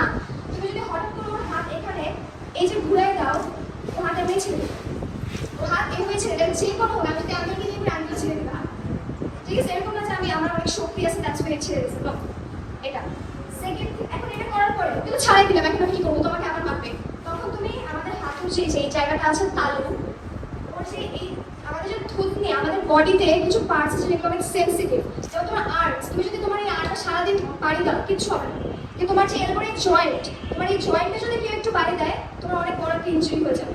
সো আমাদের বডিতে এরকম কিছু সেন্সিটিভ পার্টস আছে যেসব জায়গা তোমার জানতে হবে, অ্যান্ড যেন ওই সব জায়গা তোমার টার্গেট করে হিট করতে হবে। যেমন এই থুতনি, আমি যদি আমার হাতের তালু দিই ওকে তো ছাড়াই দিলাম, এখন ওকে ধরে আমি যদি আমার হাতের তালু দিয়ে মুখ এভাবে ঘুরাই দেই তাহলে কিন্তু ও শেষ, ওর ঘাড় কিছু দিয়ে আওয়াজ হবে, ওই টাইমে তুমি দৌড়ে দেবে, তোমার যা ইচ্ছে তুমি তাই করতে পারো। আর সেলফ ডিফেন্সের ফার্স্ট থিং হচ্ছে কি দৌড়ানো। তুমি যদি দৌড়াইতে পারো তাহলে তোমাকে কেউ ধরতে পারবে না, এটা হচ্ছে সবচেয়ে বড় সেলফ ডিফেন্স। এন্ড তারপরে যদি দৌড়ানোটা না হয় তারপরে তুমি বাকি জিনিস করতে পারো, এটা সেকেন্ড থিং হচ্ছে ধরো তোমার কেউ কলার ধরে, যদি তোমার কেউ কলার ধরে জোরে ধরো,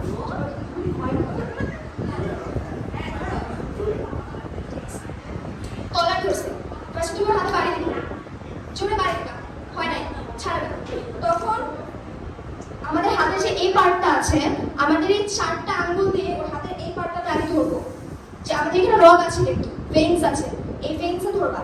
তো তোমার হাতে যে থাম, এটা দিয়ে ওর হাতের এই পার্টটাতে, এই নাকলসটাতে ধরবা, ছাড়িয়ে দেবে, এভাবে ধরবা, এমনি ছেড়ে যাবে, অলরেডি ও ছেড়ে দেবে, তখন কি করবা, এখানে তুমি ঘুরে যাবা, ঘুরে যে ওর হাতের যে আমি বললাম না এরপরে জয়েন্ট, এই জয়েন্ট তুমি যদি ডাউন হয়ে এখন উপরে উঠে দাও, ওর এলবোর জয়েন্ট কিন্তু ভেঙে যাবে, ঠিক আছে? উঠায় তুমি যদি উপরে উঠে যাও ও উপরে উঠে যাবে, ওকে দেখতে উপরে উঠে ওর হাতে কিন্তু আমি ডাউন করবো,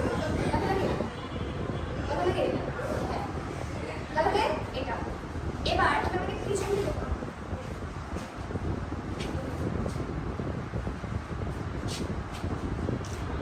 করে শক্ত যত শক্তি আছে করে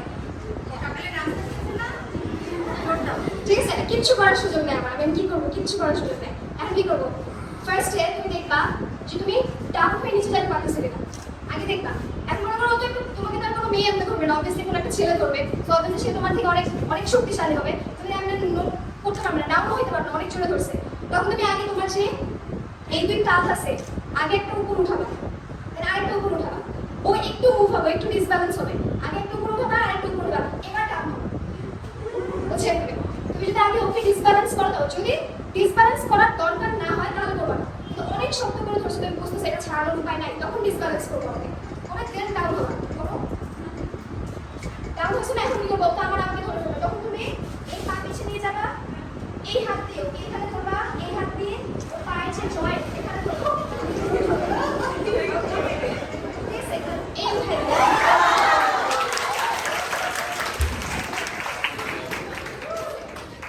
ও কিন্তু মেয়ে, ও হালকা, এই জন্য কিন্তু আমি উঠাইতে পারি না। তুমি এটা যে কাউকে উঠাইতে পারবা, তোমার কাছে তোমার ওর বডির ভরটা কিন্তু তোমার এখানে থাকবে, আর এখানে তুমি যে কাউকে উঠাইতে পারবা, ঠিক আছে? উঠাই দেন, হালাই দাও, যাচ্ছে তাই।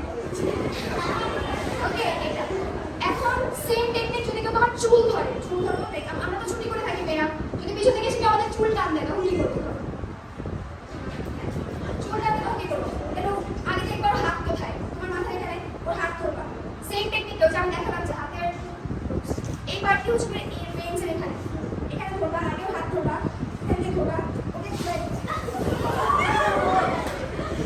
ঠিক আছে?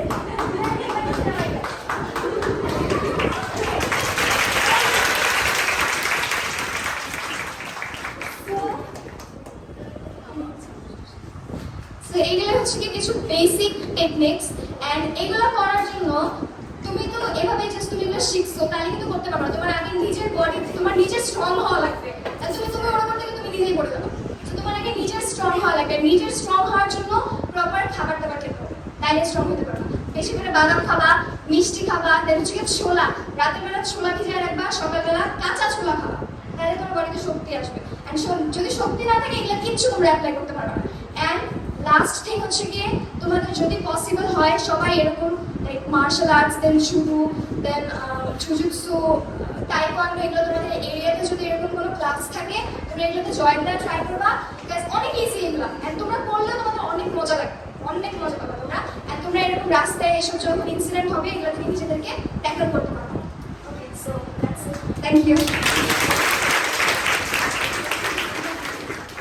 থ্যাংক ইউ মৃদুলাকে। মৃদুলা তুমি একটু থাকো, কেমন লাগলো?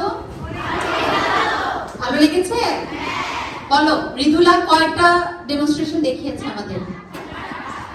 কোথায়? দুইটা আমি দেখলাম। কে চারটা দেখিয়েছে এটা কে কে বলতে পারবে? আসো আসো, হ্যাঁ একদম আসো। যে কোনো একটা ডেমনস্ট্রেশন তুমি আপুর সাথে করবে, ওকে? ক্যাপটা খুলে দিই, আমরা সবাই একটু দেখি আরেকবার, হ্যাঁ? এবং একজন ওদেরটা হওয়ার পরে নিজেরা প্র্যাকটিস করবে, ঠিক আছে?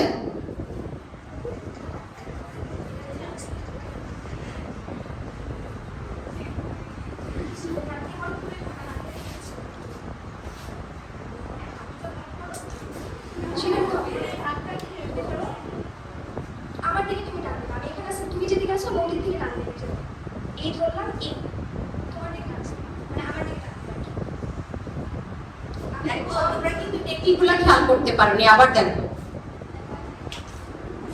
আরো ভালো লাগবে, থামা হবে, আরো জোরে।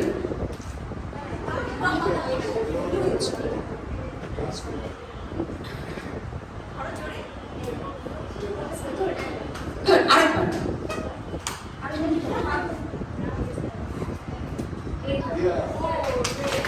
দেখেছি আমরা সবাই, দেখেছি পারবো? তুলে আছাড় মারতে পারবে কে? কে পারবে? সবার আগে যে হাত তুলবে তাকে ডাকবো। ও মা, আসো আসো আসো, যাও, অনেকে আছাড় মারতে পারে, আসো। Come. ওর জন্য একটা তালিও আছে, মাত্র আসছে। Ready?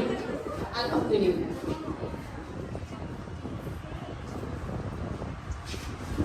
সবাই দেখো।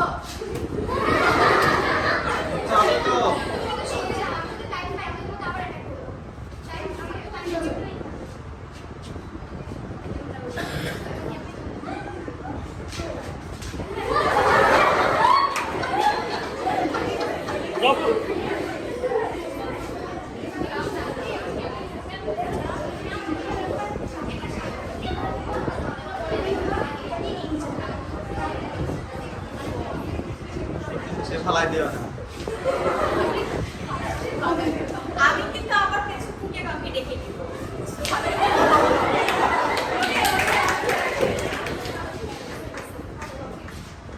ঠিক আছে, যাও। ভালো লাগলো? মনে রাখতে পারবো?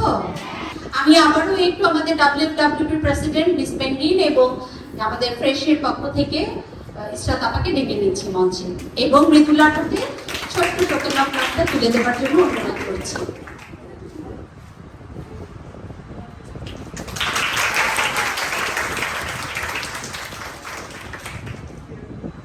আমরা চাই আমরা এখানে যারা উপস্থিত আছি সবাই মৃদুলার মতো এরকম কি হব?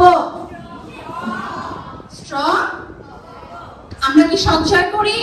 কিভাবে সঞ্চয় করি? একজন বলো, কিভাবে সঞ্চয় করি?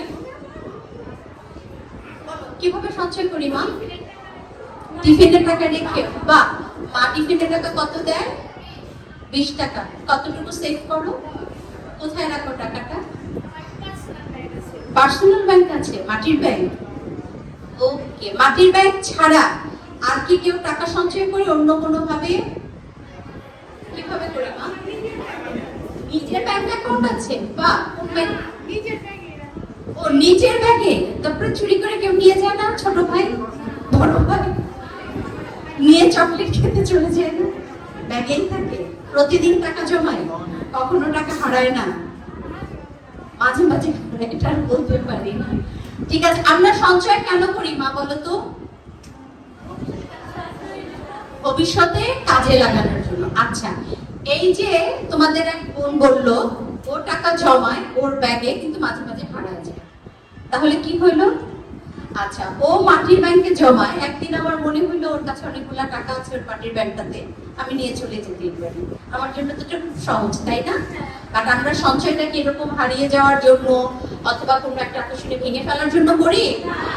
আচ্ছা, এই সঞ্চয়টা আরো অনেকভাবে করা যায় সিকিউর ওয়েতে।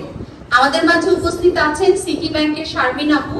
আমি শারমিন আপুকে মঞ্চে আসার জন্য অনুরোধ করছি এবং ওনার কাছ থেকে আমরা জানবো আমরা কত সহজ উপায়ে কিভাবে নিজেদের এই কষ্টের এই সঞ্চয়টা দিয়ে ভবিষ্যতে একটা বড় কিছু করতে পারি, নিরাপদ রাখতে পারি টাকাটা। থ্যাংক ইউ শারমিন আপু। আসসালামু আলাইকুম। আমি ফারিমা শারমিন, সিটি ব্যাংকে আছি কাস্টমার সার্ভিস ম্যানেজার হিসেবে। আমি যেটা বলবো যে এতক্ষণ আসলে সবাই এত নিউট্রিশন এইসব বিষয় নিয়ে বলেছে, আমি ব্যাংকিং নিয়ে বলছি। ব্যাংকিংটা আমাদের কেন করতে হবে? কারণ একটু আগে আপু বলে গেল যে আমাদের সবারই সেভিংস এর প্রয়োজন আছে। একটা যদি সেভিংস না থাকে তাহলে আমরা মানে প্রয়োজনের সময় আমাদের যে কোনো যদি ফান্ড দরকার হয় আমরা কিন্তু সেটা পাবো না। এই জন্য আমাদের উচিত যে সবারই একটা সেভিংস থাকা। ওই যে আপু যেটা বললো যে মাটির ব্যাংকে টাকা রেখে কিছুদিন পরে কেউ হয়তো সেটা কিনে নিয়ে গেল বা ইয়া হলো, সেটা তো সম্ভব হয় না যে সেভিংসটা সিকিউরড ওয়ে হলো। এখন সেটা আমরা সিকিউরড ওয়েতে কিভাবে করতে পারি? একটা ব্যাংকের মাধ্যমে, যে আমরা ব্যাংকে একটা অ্যাকাউন্ট খুলে, আর স্টুডেন্টদের যেটা বলবো আমাদের সিটি ব্যাংকে এরকম অ্যাকাউন্ট আছে যে স্টুডেন্ট অ্যাকাউন্ট। এখন স্টুডেন্ট অ্যাকাউন্টে যেটা সম্পূর্ণ সার্ভিস চার্জটা ফ্রি অফ কস্টে যতদিন পর্যন্ত তারা স্কুল লেভেল পর্যন্ত। আর কলেজ লেভেল পর্যন্ত যেটা আছে যে প্রথম বছর হয়তো ফ্রি থাকে, সেকেন্ড ইয়ার থেকে চার্জ থাকে।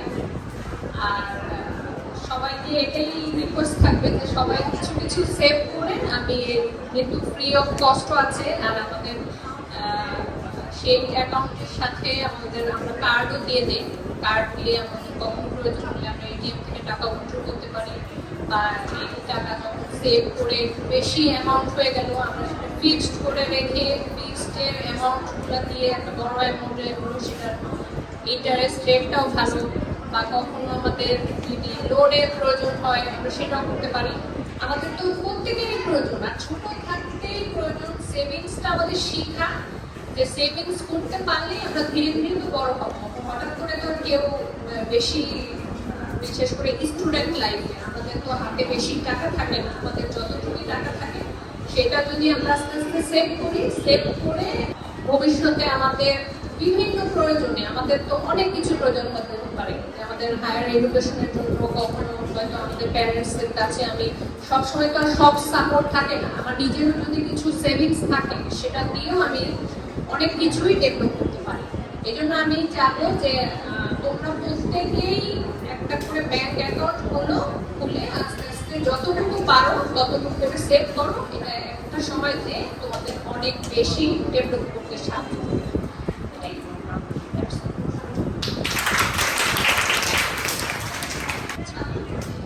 ফার্স্ট যেটা যে বাচ্চাদের অ্যাকাউন্ট খুলতে হলে ওদের স্টুডেন্টই হতে হবে, আর স্টুডেন্ট হতে হলে অবশ্যই তার গার্জিয়ানদের সাথে নিয়েও যেতে হবে ব্যাংকে। ফার্স্ট তো অবশ্যই যেতে হবে।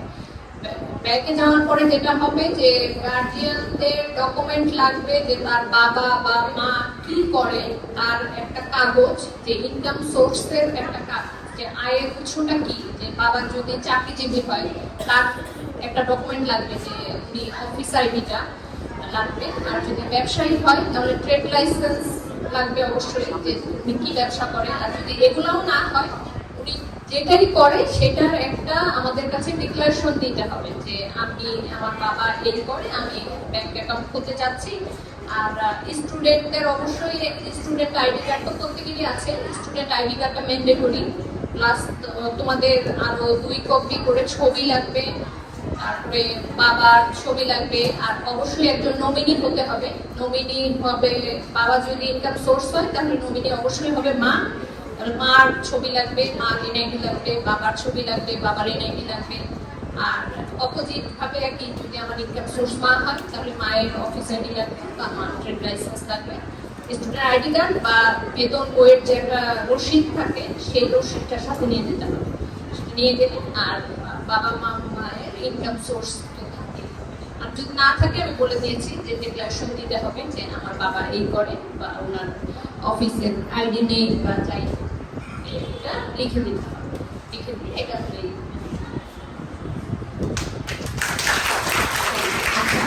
যদি ধর মানে এমন হয় না যে এখানে যেমন বললেন যে বাবা যদি অ্যাকাউন্ট ওপেন করে তাহলে মা নমিনি বাচ্চা ইয়ে থাকবে, অথবা মা যদি অ্যাকাউন্ট হোল্ডার হয় তাহলে বাবা নমিনি। ধরেন আমার যদি এরকম হয় যে কারো হয়তো বাবা নাই বা মা নাই, সেক্ষেত্রে নমিনি কি বাচ্চা কি করতে পারবে? এখন ধরেন আমার হাজবেন্ড নেই, আল্লাহ মাফি, আমার হাজবেন্ড আমি আমার বাচ্চার জন্য একটা অ্যাকাউন্ট করতে চাই, সেই ক্ষেত্রে নমিনির ব্যাপারটা কি দাঁড়াবে? বাচ্চার যে রিলেটিভ, আরো রিলেটিভ আছে, ফুফু হতে পারে, খালা হতে পারে, মানে রিলেটিভ, আমরা ব্যাংকে সাধারণত রিলেটিভ ছাড়া নমিনি অ্যালাউ করি। যে নমিনি কিন্তু একদম অপোজিট, যে বাবা নেই কারো, তার বাবাই নমিনি হবে, এটা হবে না। কারণ স্টুডেন্ট অ্যাকাউন্টটা মেইনলি একটা জয়েন্ট অ্যাকাউন্ট থাকে, যে তার সাথে যার ইনকাম সোর্স দেওয়া হয় উনি থাকবে, সাথে উনি থাকবে, আর আলাদা একটা নমিনি থাকবে, সেটা রিলেটিভ হতে হবে।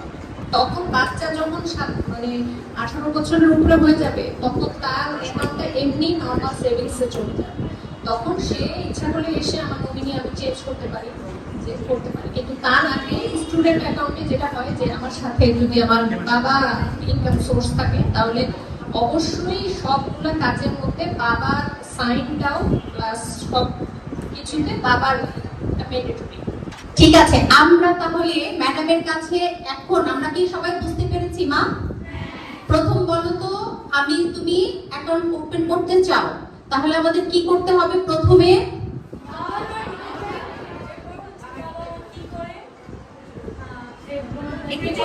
জোরে বলি, স্টুডেন্ট হতে হবে,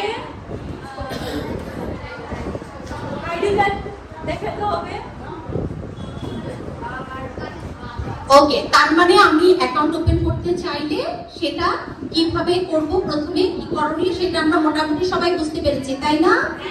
আচ্ছা, এখন আমাদের সবারই বাবা মা আছে, বাট আনফরচুনেটলি যদি কখনো এমন হয় যে আমার বাবা নাই বা আমার মা নাই, সেক্ষেত্রে আমরা অ্যাকাউন্টটা কিভাবে ওপেন করব?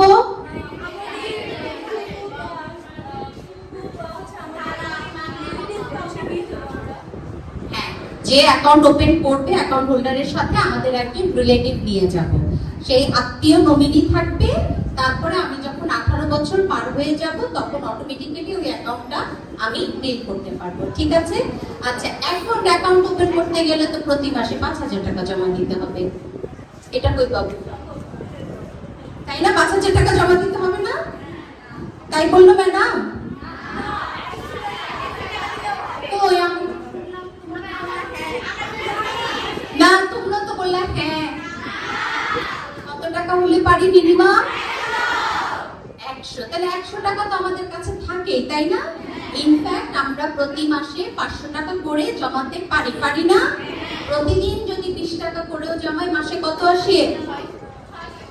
600 টাকা। তাহলে প্রতি মাসে যদি আমরা এখন আমাদের যে বয়স, এই বয়সে 500 টাকা করে জমাই, তাহলে আমরা একটা সময় আমরা একটা আলহামদুলিল্লাহ ভালো অ্যামাউন্টে কি হব? Very good. ম্যাডামের কাছে আর কোনো প্রশ্ন? Okay, thank you, thank you.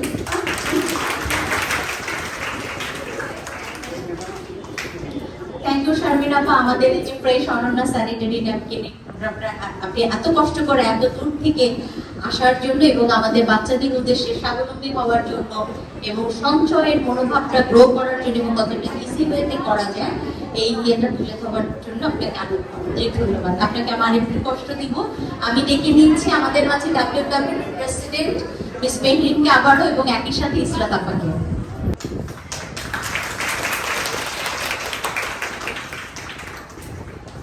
ধন্যবাদ, ধন্যবাদ শারমিন আপুকে আবারও। শারমিন আপুর জন্য আরেকবার করতালি দিয়ে, ওনাকে আমি 2 বার নকশন দিয়েছি। এই ব্যাংকিং সেবাটা কিন্তু একটা মজার সেবা, যেটা আমরা অনেকেই বুঝতে পারি না। এটা একটা সিকিউর সেবা। সমিতিতে টাকা খুললে, অ্যাকাউন্ট খুললে, ডিপিএস খুললে সেই সমিতিটা কি হয়, অনেক সময় পালিয়ে যায়, টাকাটা হারিয়ে যায়, বাট ব্যাংকটা আমাদের জন্য সিকিউর। যত যাই হোক না কেন ব্যাংক আমাদের টাকা ফেরত দিবে এবং এই টাকা কেউ নিতে পারবে না, আমি যতক্ষণ পর্যন্ত না বলি। আমরা নিজেদের এই যে ব্যাংকে তুমি যাবা আম্মুর সাথে আব্বুর সাথে, চেক লিখবা, বাবা জমা দিচ্ছে কিভাবে, এই যে নিজের ভিতরে যে কনফিডেন্স গ্রো করবে, আমরা নিজেকে স্বাবলম্বী ভাবতে শুরু করব। ইনশাআল্লাহ 18 বছরের পর কি হয়ে যাব আমরা? আরে আমি অনন্যা, কি হব?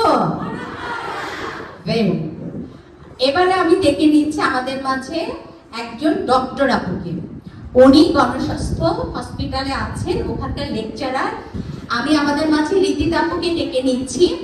আমাদের এই বিষয়টা, ওই যে আমাদের ইসরাত ম্যাডাম বলছিল আমরা লজ্জা পাই, আমাদের অনেক রকম প্রবলেম হয় কিন্তু আমরা শেয়ার করতে পারি না, নিজেরা অনেক সময়টাকে নিজেদের মতো করে রিজলভ করার চেষ্টা করি, কিন্তু সেই ওয়েটা হয়তো ভুল অথবা আমাদের জন্য স্বাস্থ্যসম্মত না। আমরা ম্যাডামের কাছ থেকে এখন বিষয়টা ডিটেইলে শুনবো, কোনো লজ্জার কিছু নাই। এবং ম্যাডামের সেশন শেষ হওয়ার পরে আমি অনেকগুলো প্রশ্ন চাই আমার বন্ধুদের কাছ থেকে, ঠিক আছে? আসসালামু আলাইকুম, শুভ দুপুর। কেমন আছো সবাই? আমি আলহামদুলিল্লাহ ভালো আছি। সবাই তো ক্লাস 8, 9, 10, তাই তো? সবাই লুকিয়ে লুকিয়ে আব্বু অথবা বড় ভাই বোনের অথবা নিজের একটা মোবাইল আছে না? নাই? একটু ফেসবুক চালাতে ইচ্ছা করে না? কারো করে না? সত্যি তো? আচ্ছা, ঠিক আছে। তবুও কেউ করি, আমি জানি। এটা সব বাচ্চাদের একটু মনে যায়, বা নিজের না হোক, আব্বুর মুখে একটু চালাতে মন চায়, একটু ইউটিউবে ভিডিও দেখতে মনে যায় তো? ইনস্টাগ্রামে ঢুকে ছবি দেখতে ইচ্ছা হয়, টিকটকে ভিডিও দেখতে ইচ্ছা হয়। হ্যাঁ, তো আমাদের যুগটা কি তথ্যের যুগ, অনেক তথ্য। আমরা ইউটিউব, ফেসবুক, ইনস্টাগ্রাম সবকিছু চালিয়ে অনেক তথ্য জানি। তথ্যের ভিড়ে কি জানি অপতথ্য। এটা বলার কারণ কয়েকদিন ধরেই দেখছি সোশ্যাল মিডিয়াতে যে আমাদের পিরিয়ড বা মাসিক রিলেটেড কিছু কথা, যেটা আমি যেহেতু একজন ডাক্তার, আমি একজন প্রাপ্তবয়স্ক নারী, আমি যেমন আমার বইয়ের পাতা থেকে শিখেছি কোনটা সঠিক, আমি আমার নিজের শরীর দিয়ে বুঝেছি কোনটা সঠিক, কিন্তু ওনারা যা বলছে সেটা সঠিক না। কিরকম আমি মিথ গুলা বা কুসংস্কারটা দিয়ে বলি যে যেটা আমরা ভুল জানি এবং তোমাদের ভুলটা আমি ভাঙিয়ে দিব। যেমন পিরিয়ড হলে মাসিকের সময় মাথায় শ্যাম্পু করা যাবে না, গোসল করা যাবে না, এ সময় নাকি লোমকূপের গোড়া খোলা থাকে, নরম থাকে, এটা খুব ক্ষতিকর। খাবার দাবার, শশা খাওয়া যাবে না, শশার রস নাকি জ্বরের দেয়ালে আটকে যায়, এজন্য নাকি শশা খাওয়া যাবে না। এরকম তথ্য আমি ইউটিউবে বিভিন্ন রিলসে ভিডিওতে দেখেছি। তো এগুলো যে কেন ভুল, কিভাবে ভুল আমরা সামনে জানবো। তো শুরু করব, যেহেতু আমরা মাসিক নিয়ে কথা বলবো, আমাদের মেয়েদের শরীর নিয়ে কথা বলবো। জিনিসটা ভিতরে আমাদের মাসিকটা জ্বরেও থেকে হয়, তো জ্বরের বিষয়টা জানার আগে আমরা যেটা আমাদের যে প্রাইভেট পার্ট বা শরীরের বাহিরের যে অংশটা, ঠিক আছে, এইটা সম্পর্কে কতটুকু কি জানি। আমাদের যে মাসিকের রাস্তা এবং প্রস্রাবের রাস্তা আলাদা, দুটো, এটা কে কে জানি? সবাই জানি? ও যে একজন মাথা নাড়ছে, না জানি না, জানি না। কেন বললাম? আমি মেডিকেলে চান্স পাওয়ার পর আমারই রুমমেট, সেও মেডিকেলে চান্স পেয়ে এসেছে, সে আমাকে লজ্জা পেয়ে একদিন বললো, জানিস আমি ভাবতাম যে দুইটা একই রাস্তা। আমি বললাম যে তুই এটা ভাবতি, তাহলে বাচ্চা কোথায় থাকে? বলে যে আমি ভাবতাম যে প্রস্রাব যেখানে জমা থাকে, যেটা আমরা মূত্রথলি বলি, আমাদের কিডনি থেকে আসে, আমি বলছি আমি ভাবতাম আমার বাচ্চা ওখানেই থাকে। তো এই ভ্রান্ত ধারণাটা আমাদের সবার আছে। তাহলে প্রথমেই আমাদের বাহিরের জিনিসটা জানতে হবে যে আমাদের মাসিকের রাস্তা এবং প্রস্রাবের রাস্তা কিন্তু আলাদা, ঠিক আছে? এরপর আমরা ভিতরের দিকে যাই। আমাদের মেয়েদের যে ফিমেল ইন্টারনাল জেনিটালিয়ার যে অংশ বা ইন্টারনাল সেক্স অর্গান যেটা আমরা বলি, এখানে আমাদের থাকে ওভারি বা ডিম্বাশয়, সেখান থেকে আসে ফ্যালোপিয়ান টিউব, যেটাকে আমরা বলি ডিম্ব নালী, যেটা এসে কোথায় ওপেন হয়? আমাদের জরায়ুতে বা ইউটেরাসে, সেখান থেকে আমাদের মাসিকের রাস্তা বা যেটাকে আমরা ভ্যাজাইনা বলি, সেখানে এসে ওপেন হয়। তো প্রতি মাসে আমাদের ডিম্বাশয় বা ওভারি যেটা আমাদের দুটো থাকে, দুই পাশে দুটো, ঠিক আছে? প্রতি মাসে যে কোনো এক পাশ থেকে একটা করে ডিম, ঠিক আছে? মুরগি যেমন ডিম পারে, আমরাও ডিম পারি, ঠিক আছে? আমাদের ডিমটা খালি চোখে দেখা যায় না, আমাদের ডিমটা মাইক্রোস্কোপের নিচে দেখা যায়, ঠিক আছে? প্রতি মাসে একটি করে ডিম ফুটে আসে এবং সেটা এই ডিম্ব নালী বা ফ্যালোপিয়ান টিউবে অবস্থান করে। কিসের জন্য? আমরা যখন ম্যাচিউর হব তখন আমরা মা হব, আমাদের বাচ্চা হবে, সেই বাচ্চাটা কোথা থেকে আসবে? আমাদের শরীরের অংশ থেকেই তো আসবে। তো সেখান থেকে প্রতি মাসে আমাদের শরীর এভাবেই তৈরি যে প্রতি মাসে একবার করে তোমার শরীরটা তৈরি হবে যেন তুমি একটা বাচ্চা জন্ম দিতে পারো। সেটা অবশ্যই 18 বছরের পরে। তো যদি বাচ্চা কনসিভ না হয় তখন কি হয়? আর বাচ্চাটাকে ধরে রাখার জন্য আমাদের জরায়ুটা খুব সুন্দর একটা পাখির বাসার মতো বাসা তৈরি করে, যে আমার বাবুটা আসবে, আমার বাবুটা এখানে থাকবে, ঠিক আছে? তো যখন বাবুটা আসে না তখন কি হয়? তখন জরায়ুর দেয়ালটা ভেঙে আসে। আমরা মনে করি যে পিরিয়ডস হওয়া বা মাসিক হওয়া মানে শুধু রক্ত যাওয়া, না। আমাদের যে জরায়ুর দেয়াল, আমরা ভেতরের লেয়ারটাকে এন্ডোমেট্রিয়াম বলি, আমাদের পুরো এন্ডোমেট্রিয়াম লেয়ার, এই ওয়ালটা খসে আসে, ঠিক আছে?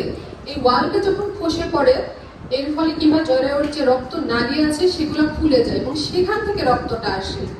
তাহলে আমরা কি জানলাম? শুধু রক্ত না, আমরা অনেকেরই এই সমস্যা হয় যে আমরা বলি যে ব্লাড ক্লট বা রক্তের দলার মতো যাচ্ছে, খুব ব্যথা হচ্ছে, ব্যথা হয়। ম্যাক্সিমামেরই কমপ্লেইন থাকে যে পিরিয়ডের আগে থেকে 7 দিন 8 দিন 10 দিন আগে থেকে আমার পেটে ব্যথা হচ্ছে, ঠিক আছে? তো এই জরায়ুর দেয়ালটা ভেঙে আসে বলে আমাদের এত পেইন হয়, কারণ আমাদের জরায়ু কি করে? কন্ট্রাক্ট করে, ঠিক আছে? এটা চেপে চেপে ভিতরে জিনিসটা বের করে দেওয়ার চেষ্টা করে। এটাই হচ্ছে আমাদের মেনস্ট্রুয়াল সাইকেল, ঠিক আছে? তো নর্মালি আমরা বলি যে একটা মেনস্ট্রুয়াল সাইকেল কতদিন পর পর আমার পিরিয়ড হবে? আমার পিরিয়ডে আমরা নর্মাল রেগুলার ধরি 21 থেকে 35 দিন। যে 21 দিনের আগে যদি হয়ে যায়, এটাও আমরা বলবো যে এটা অ্যাবনর্মাল। যদি 35 দিন পার হয়ে যায়, এটাও হবে অ্যাবনর্মাল। আমাদের অনেকে আছে যে 1.5 মাস 2 মাস মেনস্ট্রুয়েশন পিরিয়ড হচ্ছে না, এরকম হয় কারো? হ্যাঁ হয়। এটা কখন নর্মাল? যখন আমাদের মাত্র মেনস্ট্রুয়েশনটা শুরু হয়েছে, যে তোমার এই মান্থে তুমি ফার্স্ট তোমার পিরিয়ড হয়েছে বা ফার্স্ট 2-3-6 মান্থস, ঠিক আছে, জিনিসটা শুরু হতে তোমার শরীর মানিয়ে নিতে সময় লাগবে, ঠিক আছে। এখন তোমার শরীর মানিয়ে নেওয়ার পরেও যদি তোমার 21 থেকে 35 দিনের মধ্যে মেনস্ট্রুয়েশন হচ্ছে না, তাহলে অবশ্যই সেখানে সমস্যা আছে। তাহলে আমাদেরকে কি করতে হবে? অবশ্যই ডাক্তারের পরামর্শ নিতে হবে। এবং ম্যাক্সিমাম ক্ষেত্রে কি দেখা যায়, যারা ছোট আমরা, আমাদের আয়রনের ঘাটতি, আমরা ডাক্তাররা বলি আয়রন ডেফিসিয়েন্সি অ্যানিমিয়া। আয়রনের অভাবে, আয়রনের স্বল্পতায় যে রক্ত স্বল্পতা তৈরি হয়, শরীরে রক্তই নাই। পিরিয়ড কোথা থেকে হবে? তোমার মাসিকে রক্ত আসবে কোথা থেকে? আমার শরীরে রক্ত নাই, ঠিক আছে। আর এই তো গেল আমাদের কিভাবে পিরিয়ড হয়, কতটুকু হয়। এরপরে আমরা কেউ কেউ বলি যে আমার খুব বেশি রক্ত যায়, তো আমাদের একটা মিনিমাম লিমিট আছে যে কতটুকু বলবো, যে দিনে 4 থেকে 6টা প্যাড প্রথম 2 থেকে 3 দিনে, ঠিক আছে, প্রথম 2 থেকে 3 দিনে 4 থেকে 6টা প্যাড যদি লাগে তাহলে বলবো যে ইটস ওকে, ইউজ অন। কিন্তু এর চেয়ে বেশি যদি লাগে যে আমার একটা প্যাডের কাজ হচ্ছে না, আমার ওভারফ্লো করছে, কাপড়ে দাগ লেগে যাচ্ছে, আমি আমার স্বাভাবিক যে কার্যক্রম, আমি স্কুলে আসতে পারছি না, আমি বিছানা থেকে উঠে ভাত খেতে পারছি না, সোজা কথা আমার ডেইলি যে ওয়ার্ক সেটা হ্যাম্পার হচ্ছে, এটাকে আমরা অ্যাবনর্মাল ব্লিডিং বলবো, ঠিক আছে। আর আমি যদি আমার স্বাভাবিক কার্যক্রম চালিয়ে যেতে পারি দেন ইটস নর্মাল। আর যেহেতু পিরিয়ডে চলে আসছি, তার আগে একটু বলে নিই পিরিয়ড শুরু হওয়ার আগের কয়েকদিনের কথা, যেটাকে আমরা এখন বলি PMS বা প্রি-মেনস্ট্রুয়াল সিনড্রোম। পিরিয়ড শুরু হওয়ার আগে, যেমন এখন আমি বুড়ো হয়ে গেছি, এখন আমি বুঝি যে ওই কদিন পর আমার পিরিয়ড হবে, কারণ কি আমার মনটা ভালো লাগতেছে না, অথবা জামাই কিছু বললে খুব রাগ লাগতেছে, কেউ কিছু বলে। আমি কিন্তু একজন টিচারও, স্টুডেন্টদের পরীক্ষা নিতে গেলে না পারলে মনে হচ্ছে একটা 0 দিয়ে দিই, খুব রাগ লাগছে কেন, তখন মনে হচ্ছে 6-7 দিন পরে তখন আমার পিরিয়ডের ডেট। এই যে আমাদের মধ্যে খুব ইরিটেশন হয়, যে খুব রাগ লাগে, অল্পতে আম্মু একটা কিছু বললো, আমার কথাটা শুনে কান্না পেয়ে গেল, এত রাগ হলো মনে হলো আমার চুলগুলো আমি বসে বসেছি, কেন আমি ওই কথাটা বলবো, বা আপু আজকে আমার সাথে এইভাবে এরকম করলো, আপু আমাকে ওই জিনিসটা দিল না, আমাদের কিন্তু এরকম মনে হয়। তো এগুলো হচ্ছে এই PMS বা প্রি-মেনস্ট্রুয়াল সিনড্রোম। এই সময়ের একটা স্বাভাবিক প্রক্রিয়া। কেন? আমাদের নারীর শরীর হচ্ছে, আমি বলবো, হরমোনের ডিব্বা, ঠিক আছে।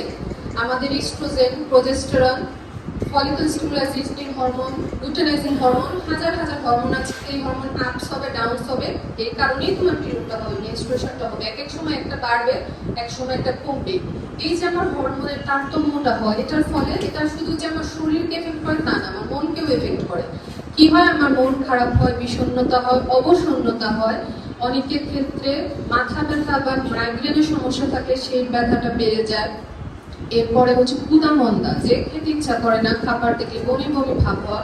আবার অনেকের প্রচন্ড ক্ষুধা পায়, যে খুব খেতে ইচ্ছে করে, যাই সামনে পাচ্ছি খাচ্ছি, দুপুরে ভাত খেলাম তখন পেট ভরল না, এরকমও মনে হতে পারে। আর যেটা সবচেয়ে বেশি হয়, কমন, আমিও একজন সাফারার, সেটা হচ্ছে আমাদের ডিসমেনোরিয়া বা মেনস্ট্রুয়েশনের সময় প্রচন্ড পেটে ব্যথা হওয়া। তো পেটে ব্যথার জন্য হ্যাঁ অনেকেই বলেছো তোমরা গরম পানি সেক নাও, তাই তো? এছাড়া আর কেউ কি কিছু করেছো? আচ্ছা, হ্যাঁ, গরম পানি সেকটা খুবই উপকারী, খুব হেল্প করে। আর যখন খুব বেশি ব্যথা হয়, এটা হচ্ছে তোমাদের জন্য টিপস, তোমরা বাম দিকে কাত হয়ে শুবে, ঠিক আছে। বাম দিকে কাত হয়ে 2 পায়ের মাঝখানে একটা বালিশ দিয়ে বাম দিকে কাত হয়ে শুয়ে থাকবে। এতে দেখবে যে মানে আমাদের জ্বরের উপর থেকে একটু প্রেশারটা রিলিজ হয়। তুমি যদি চিত হয়ে শুয়ে থাকো, পেটের উপর মনে হয় যে একটু চাপ লাগছে, তুমি বাম দিকে কাত হয়ে 2 পায়ের মাঝখানে বালিশ দিয়ে তুমি যদি রেস্ট করো, দেখবা যে ব্যথাটা অনেক কম লাগবে। আর একেবারে যদি ব্যথা না কমে, আমরা যেটা বলি over the counter drug paracetamol, সেটা ব্যবহার করা যায়, কিন্তু এটা অতিরিক্ত ব্যবহার করা ঠিক না, কারণ প্যারাসিটামলের আরো অনেক সাইড এফেক্ট আছে। আর আমাদের সবাই এক একজনের ব্যথা সহ্য করার ক্ষমতা এক এক রকম। যদি আমার মনে হয় যে আমার ব্যথা সহ্য হচ্ছে না, অবশ্যই আমরা আমাদের আম্মুকে, আপুকে, যাকে আমি সেফ মনে করি, যার কাছে আমি কমফোর্টেবল ফিল করি, জানাবো এবং অবশ্যই ডাক্তারের পরামর্শ নিব, ঠিক আছে। আচ্ছা, এরপরে হচ্ছে পিরিয়ড হলো আমার। এখন পিরিয়ড হলে এখন আমার কি করতে হবে? কি করি আমরা? আমার পিরিয়ড হয়ে গেছে, আমি এমনি বসে থাকবো? কি করি? হ্যাঁ, কি নিতে হবে? স্যানিটারি ন্যাপকিন বা স্যানিটারি প্যাড ইউজ করতে হবে। আচ্ছা, কি একটু জোরে বলি, কোনটা ব্যবহার করব? হ্যাঁ, স্যানিটারি ন্যাপকিন বা প্যাড। আচ্ছা, আর কিছু কি চিনি আমরা? আচ্ছা, কাপড় কেউ চিনি? ব্যবহার করি?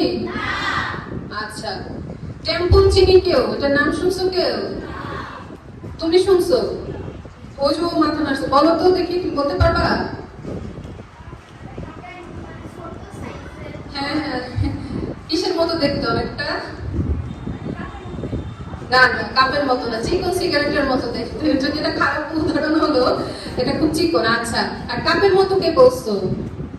ওটাকে মেনস্ট্রুয়াল কাপ বলে। হ্যাঁ, ওটা মেনস্ট্রুয়াল কাপ, ওটা কিন্তু ট্যাম্পন না। আচ্ছা ঠিক আছে, বসো। তাহলে আমরা কখনোই কি ব্যবহার করব না? কাপড় ব্যবহার করব না। কি ব্যবহার করব? হ্যাঁ।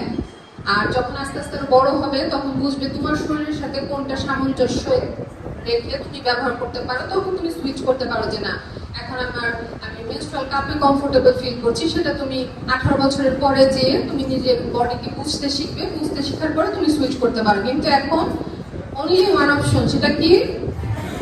Sanitary pad. স্যানিটারি প্যাড বলো, জোরে বলো। হ্যাঁ, অবশ্যই স্যানিটারি প্যাড। আচ্ছা, তাহলে এই স্যানিটারি প্যাডটা আমরা কিভাবে ব্যবহার করব? অবশ্যই এটা ধরার আগে আমার নিজের হাত ধুতে হবে। ঠিক, নিজের হাত ধুতে হবে, প্যাড পাল্টানোর পরে আবার হাত ধুতে হবে। ঠিক তো? আচ্ছা, এবং আমরা কতক্ষণ পর পর একটা প্যাড চেঞ্জ করব?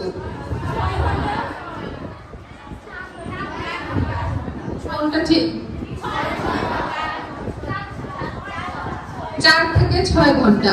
আচ্ছা ঠিক আছে, আমি পেটটা পাল্টাতে গিয়ে দেখলাম যে আমার অতটা ব্লিডিং হয়নি, অল্প একটু ব্লিডিং, হয়তো শেষের দিকে বা শুরুর দিকে খুব অল্প ব্লিডিং হয়, বা যখন শেষ হয়ে যায় আমাদের মাসিক, আমাদের ব্লিডিংটা কমে আসে, তাহলে দেখলাম খুব অল্প ব্লিডিং। এখন কি করব? যে 6 ঘন্টা পার হয়ে গেছে, কি করব?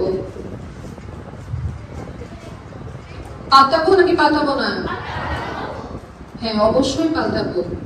সেটা ইউজেবল থাকুক না থাকুক, 4 থেকে 6 ঘন্টার মধ্যে অবশ্যই পাল্টাতে হবে। তা যদি আমরা না পাল্টাই তাহলে আমাদের কি হবে? হ্যাঁ, ইনফেকশন। কি ইনফেকশন? আমরা এটাকে বলি পেলভিক ইনফ্লামেটরি ডিজিজ বা পিআইডি। ঠিক আছে, এটা হচ্ছে আমাদের জরায়ু, আমাদের যে ডিম্বাশয়, যে নালী, সবকিছুতে আক্রমণ করে এমন ইনফেকশন তৈরি করতে পারে যে ভবিষ্যতে যে বাচ্চা তো নেওয়া সম্ভবই না। বাচ্চা নেওয়াটা আমার জীবনের একদম, যে এটাই আমার জীবনের উদ্দেশ্য, এটা না। আমার সুস্থ থাকাটা তো আগে। যে ইনফেকশনের কারণে আমি ভালোই থাকলাম না, আমার শরীরের একটা অংশ আমার কেটে ফেলতে হলো, আমি অসুস্থ হয়ে গেলাম, এটা থেকে কিন্তু সেপ্টিসেমিয়া ডেভেলপ করে আমার রোগী মারাও যেতে পারে। তাহলে আমার জীবন বাঁচানো তো ফরজ নাকি? হ্যাঁ, জীবন বাঁচানো যেহেতু ফরজ, তাহলে আমরা কি করব? অবশ্যই 4 থেকে 6 ঘন্টা পর পর আমরা আমাদের স্যানিটারি প্যাডটা পাল্টাবো, এবং পাল্টানোর আগে এবং পরে খুব ভালোভাবে সাবান দিয়ে, হ্যান্ড ওয়াশ দিয়ে হাত ধোবো। আচ্ছা, এখন পাল্টানোর সময় আমাদের কি আমাদের প্রাইভেট পার্টটা পরিষ্কার করতে হবে না? হ্যাঁ, প্রাইভেট পার্টের কোন অংশটা পরিষ্কার করব? আমরা বাইরের অংশটা। ঠিক আছে, ভিতরে কিন্তু কিছুই দেওয়া যাবে না। ভিতরে আমরা সাবান দিব, এটা কিন্তু কখনো না। কারণ এটা একদম বলা যে আমাদের যে female part vagina is self cleansing, ও নিজে নিজেই পরিষ্কার হবে। প্রতি মাসে মাসিক হয়ে ও নিজেই পরিষ্কার হবে, ওকে কোনো সাবান দেওয়ার দরকার নেই। যদি তুমি সাবান ব্যবহার করো, আমার যে ভ্যাজাইনার পিএইচ এটা যদি অল্টার হয়, মানে পাল্টে যায়, আমাদের সবারই থাকার জন্য একটা নিজস্ব এনভায়রনমেন্ট আছে। তুমি তোমার বাসায় আরামে থাকো, কিন্তু আরেকটা অপরিচিত বাসায় যে নিশ্চয়ই তুমি আরামে থাকবা না। তাহলে আমার যে শরীরের অংশ, কিন্তু আরামে থাকার জন্য একটা ওয়েদার লাগে। শীতকালে আমাদের খুব ভালো লাগে, হ্যাঁ, ঠান্ডা ঠান্ডা কম্বলের নিচে খুব আরামে আছে। গরমকাল আসলে একদম অস্থির হয়ে যায় সবাই। তাহলে এখন যদি আমি আমার শরীরের একটা অংশকে অস্থির করে ফেলি, তাহলে কি হবে? বাইরের জীবাণু এসে আক্রমণ করবে, এবং এটা হচ্ছে নাম্বার পিচ কমে যাওয়া বা বেড়ে যাওয়া বা উল্টাপাল্টা হওয়ার সবচেয়ে খারাপ দিক হলো ইস্ট ইনফেকশন বা ফাঙ্গাসের ইনফেকশন। ঠিক আছে, এই ফাঙ্গাসের ইনফেকশন কিন্তু খুবই খারাপ। তাহলে আমরা কখনোই শুধু আমরা বাহিরের অংশ সাবান দিয়ে এবং কুসুম গরম পানি দিয়ে পরিষ্কার করবো, এবং সাবান কিন্তু একদম খুব ক্ষারযুক্ত সাবান ব্যবহার করা যাবে না। ঠিক আছে, কোন সাবান ব্যবহার করবো? আমরা বলি মাইল্ড সোপ। ঠিক আছে, তোমরা সাবানের প্যাকেটের গায়ে দেখবা লেখা থাকে গ্রেড 1, গ্রেড 2, গ্রেড 3 সোপ। খুব ছোট করে লেখা থাকে, কারণ আমরা বাঙালিরা হচ্ছে মানে ব্যবসায়ী জাতি বলে, একটু ভন্ডামি করে ছোট করে লিখে, যাতে কেউ গ্রেড 2 বুঝে ও ভাববে যেটা গ্রেড 1, আমি এটাই কিনে নিয়ে যাই। গ্রেড 1 সোপ, যেটা টোটাল ফ্যাটি অ্যাসিড বেশি থাকে, যেটা ক্ষার কম থাকে, তোমার শরীরের ত্বকের জন্য যেটা ভালো, আমরা সেই মাইল্ড সোপটা বা হালকা সাবানটা ব্যবহার করবো আমাদের গোপন অংশের বাইরেটা পরিষ্কার করার জন্য। মনে থাকবে? ঠিক আছে। আচ্ছা, এখন পরিষ্কার হয়ে গেল, আমার ব্যাগ চেঞ্জ করা হয়ে গেল, এখন ব্যাগটা ফেলবো কোথায়? আমরা কি মাঝে মধ্যে বাথরুমে জানালার বাইরে দূরে ছুঁড়ে ফেলে দেই না? কেউ করি না? তারপরে কমোডের ভিতরে ফেলে পানি ঢেলে দেই না? দেই না? আচ্ছা ঠিক আছে, ফ্লাশ করে তো দেই না। ঠিক আছে, এটা কিন্তু ফ্লাশ করা যাবে না, বাইরে ওপেনলি ফেলা যাবে না, ঠিক আছে? কারণ এটা মাটির সাথে মিশে না, তাহলে আমাদের প্রকৃতিকে তো নষ্ট করা যাবে না। আমাদের কি করতে হবে এখন? ম্যাক্সিমাম প্যাডই হচ্ছে একটা র্যাপিং পেপারে র্যাপ অবস্থায় আসে আমাদের, আমরা ওইটা ব্যবহার করতে পারি, অথবা টিস্যু পেপার অথবা নিউজ পেপার, যা আছে পুরানো কাগজ, কিন্তু কিছু একটা যে সুন্দর করে মুড়িয়ে আমরা ডাস্টবিনে ফেলবো, কিন্তু খোলা ডাস্টবিন না। কোন ডাস্টবিন? ঢাকনাযুক্ত ডাস্টবিন, মানে যে ডাস্টবিন বা বিনটা বা ময়লার বালতিটার একটা ঢাকনা আছে, ঠিক আছে? আচ্ছা, তাহলে আমাদের ব্যাগ ফেলে দেওয়া হয়ে গেল। এখন আমার শরীর, পিরিয়ড হলে সবারই শরীরটা খারাপ লাগে, দুর্বল লাগে, একটু শুয়ে থাকতে মন চায়, তাহলে এই সময় কিন্তু আমরা যতটুকু পারবো অবশ্যই পর্যাপ্ত বিশ্রাম দিব, ঘুমাবো। আমাদের যে 8 ঘন্টা প্রতিদিন ঘুমের প্রয়োজন, সেই ঘুমটা আমরা অবশ্যই ঘুমাবো এবং ঠিক মতো খাওয়া দাওয়া করবো। কোন খাবার খাবো? পুষ্টিকর যে কোনো খাবার, ঠিক আছে? পুষ্টিকর যে কোনো খাবার খাবো। যে খাবার খাবো বললাম আমি, দৌড়তে এক বোতল কোক কিনে নিয়ে এসে খেয়ে ফেললাম, তাহলে কিন্তু হবে না, ঠিক আছে? একটু চিপস খেলাম, হ্যাঁ, এসব সময় চকলেট, চিপস, কোক, অয়েলি খাবার, জাঙ্ক ফুড আমরা যেগুলোকে বলি টিপিক্যাল, এগুলো খেতে খুব ভালো লাগে, কিন্তু এগুলো খুবই খুবই খারাপ এই সময়ের জন্য। এবং অনেকে যারা মাসিকের সময় তলপেটে ব্যথার কমপ্লেন করো, তোমরা ক্যাফেইন যুক্ত জিনিস, যেটা আমরা চা কফি বলি, ঠিক আছে? এই চা কফিটা এই সময়টা একটু অ্যাভয়েড করার চেষ্টা করবা, ঠিক আছে? এই সময় চা কফিটা অ্যাভয়েড করলে অনেকেরই আমি দেখেছি যে পেশেন্ট পরে বলে যে হ্যাঁ, আমার আগে যেরকম অনেক তীব্র ব্যথা হতো মাসিকের আগে বা মাসিকের সময়টাতে, সেই ব্যথাটা আমার আর হচ্ছে না, ঠিক আছে? আচ্ছা, তাহলে আমার এখন খাওয়া দাওয়া শেষ, সব শেষ, ঘুম শেষ, একটু গোসল করতে হবে। গোসল করবো নাকি করবো না? হ্যাঁ, যেহেতু আমরা গরমের দেশ, গ্রীষ্ম প্রধান দেশ, আমাদের গ্রীষ্মমণ্ডলীয় আবহাওয়া, এই জলবায়ু, আমরা কিন্তু খুব ঘেমে যাই, তাই না? আমাদের গরমের দিনটাই অনেক লম্বা, তাহলে ঘামলে তো গোসল করতেই হবে। পিরিয়ডের সময় অবশ্যই প্রতিদিন গোসল করতে হবে এবং সারা শরীর ক্লিন করতে হবে, ঠিকভাবে সুন্দরভাবে পরিষ্কার করতে হবে, ঠিক আছে? এবং নখগুলো ছোট ছোট করে কেটে রাখতে হবে। কেন? কারণ এই হাত দিয়ে আমি আমার প্রাইভেট পার্টটা ক্লিন করব। যদি নখ থাকে তাহলে আঁচল লাগবে, ওখান থেকে একটা ইনফেকশন হয়ে যেতে পারে, ঠিক আছে? আচ্ছা, এখন সবার তো পিরিয়ড হলো, সবকিছু হলো শেষ, সোনার বাংলাদেশ নাকি? না, এখন কেউ কেউ আছে বলে আমার পিরিয়ড হচ্ছে না, 2 মাস 3 মাস আমার পিরিয়ড হচ্ছে না। পিরিয়ড হয় না এবং পিরিয়ড না হওয়ার যেটা 18-র পরে একটা অন্যতম বড় কারণ, সেটাকে আমরা বলি একটা রোগ, রোগটার নাম হচ্ছে পিসিওস বা পিসিওডি। তোমরা শুনেছো কিনা আমি জানি না, পলিসিস্টিক ওভারিয়ান ডিজিজ বা পলিসিস্টিক ওভারিয়ান সিনড্রোম। কেউ কি এই কঠিন রোগটার নাম জানো? কেউ জানে না, ঠিক আছে? আচ্ছা, আল্লাহ না করুক কারো যেন না হয়। আমি কিন্তু নিজে একদম পিসিওস এর ভুক্তভোগী, তো তোমাদের একটু ছোট করে এটা বলে আমি আজকের সেশনটা শেষ করে দিব। তো আমাদের যে শরীর, আমাদের শরীরের ডিমটা কোথায় থাকে আমরা বলেছিলাম? ডিম্বাশয়ে বা ওভারিতে, তাই তো? তো প্রতি মাসে যে বললাম একটা ডিম বের হয়ে আসে, কোন কোন সময় তার রাস্তাটায় একটা বাধার সৃষ্টি হয়। কি বাধার সৃষ্টি হয়?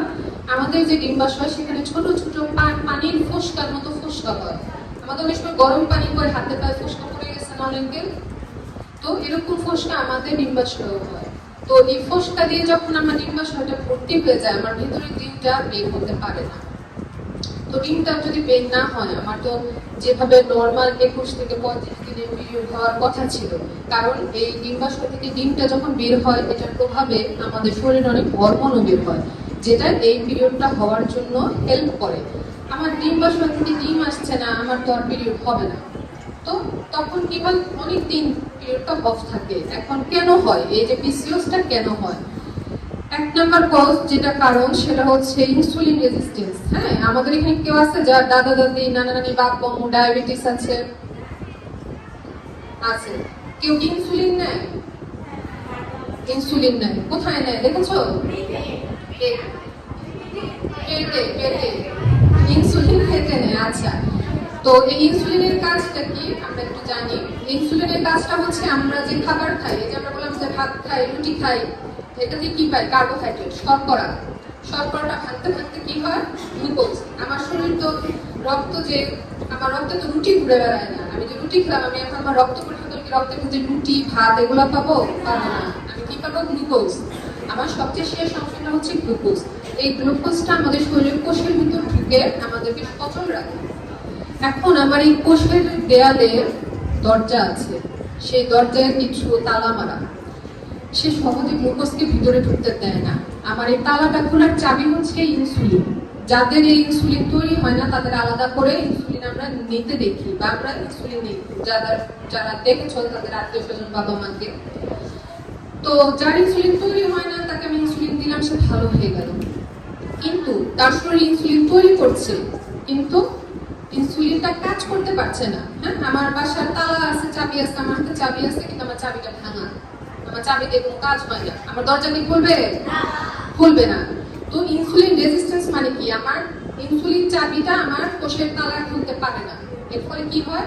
রক্তে অতিরিক্ত ইনসুলিন, অতিরিক্ত গ্লুকোজ, আমি যা খাচ্ছি সেটাও আমার শরীর কাজে লাগাতে পারছে না, আবার আমার ইনসুলিনও বেড়ে গেছে। এই ইনসুলিন এবং অতিরিক্ত গ্লুকোজের ফলে আমাদের পলিসিস্টিক ওভারিয়ান ডিজিজ বা পলিসিস্টিক ওভারিয়ান সিনড্রোম তৈরি হয়। শুধু যে পলিসিস্টিক ওভারিয়ান ডিজিজ হয় তা না, আমাদের কি হয়? ওবেসিটি বা অতিরিক্ত ওজন বেড়ে যাওয়া। এরপরে কি হয়? আমরা মেয়েরা কি, ছেলেদের কি দাড়ি গোঁফ হয়ে যায়? তোমাদের সমান যারা তাদের কি দাড়ি গোঁফ হয়ে গেছে না? আমাদের কি আছে দাড়ি গোঁফ? আছে। আমাদের কিন্তু দাড়ি গোঁফ হওয়ার কথা না, কিন্তু কি হয়? এই যে পিসিওসিসের কারণে ছেলেদের শরীরের যে হরমোন অ্যান্ড্রোজেন সেটা মেয়েদের শরীরে তৈরি হওয়া শুরু হয়, এবং আমাদেরও ছেলেদের মতো কারোদের বা গালের পাশে অনেক দেখছো না কাউকে, বা মুখগুলো অনেক বড় কিন্তু মেয়ে। হ্যাঁ, এইসব দেখলে ঘাড় কালো হয়ে যায়। আমরা ব্ল্যাকান্থোসিস নিগ্রিকান্স, ঘাড় কালো হয়ে গেছে। হ্যাঁ, মোটা হয়ে যাওয়া, ঘাড় কালো হয়ে যাওয়া, ঠিক মতো পিরিয়ড না হওয়া, এগুলো সবই পিসিওএস এর লক্ষণ। হ্যাঁ, তোমরা এখন অনেক ছোট, তোমাদের এগুলো এখন এই সিমটম আসবে না, কিন্তু আমরা কি করবো? সচেতন থাকবো যে যদি কখনো আমার নিজের হোক, আমার ছোট ভাই বোন হোক, আমার বড় বোন হোক, কারোর মধ্যে যদি আমি দেখি, তাহলে কি আমরা তাকে সাবধান করতে পারবো না? কি পারবো তো? আচ্ছা, তাহলে দেখি একটু বলো তো, আমরা কি কি দেখলে বুঝবো যে পিসিওএস এটা? আচ্ছা, খাদ্য হয়ে যাওয়া। আচ্ছা, আর কি? হ্যাঁ, মেয়েদের দাড়ি গোঁফ হয়ে যাওয়া। আর কি? মোটা হয়ে যাওয়া, অনেক বেশি মোটা হয়ে যাওয়া। আর সবচেয়ে যেটা জরুরি, তোমার দাড়ি গোঁফ আছে, মোটা হয়ে গেছে, ঘাড়, কিন্তু তোমার প্রতিদিন পিরিয়ড হয়, তাহলে হলো? তাহলে তো হলো। তাহলে ধর পিসিওএস, তোর অন্য কোনো সমস্যা আছে, অন্য কোনো হরমোনাল ইমব্যালেন্স। তার সবার আগে ইরেগুলার পিরিয়ড, যে পিরিয়ড আমার মাসিকটা ঠিকমতো হচ্ছে না, ঠিক আছে? মাসিকটা ঠিকমতো হচ্ছে না, এটাই সবচেয়ে বড় সমস্যা। এবং এটার সাথে সাথে আস্তে আস্তে এটা, তোমরা তো দারিদ্র্যের দুষ্ট চক্র পড়ছো, এটা ওই দারিদ্র্যের দুষ্ট চক্রের মতো একটা দুষ্ট চক্র, ঠিক আছে? ওজন বাড়ে, ওজন বাড়ার কারণে পিসিওএস হয়, পিসিওএস হওয়ার কারণে ওজন বাড়ে, ঠিক আছে?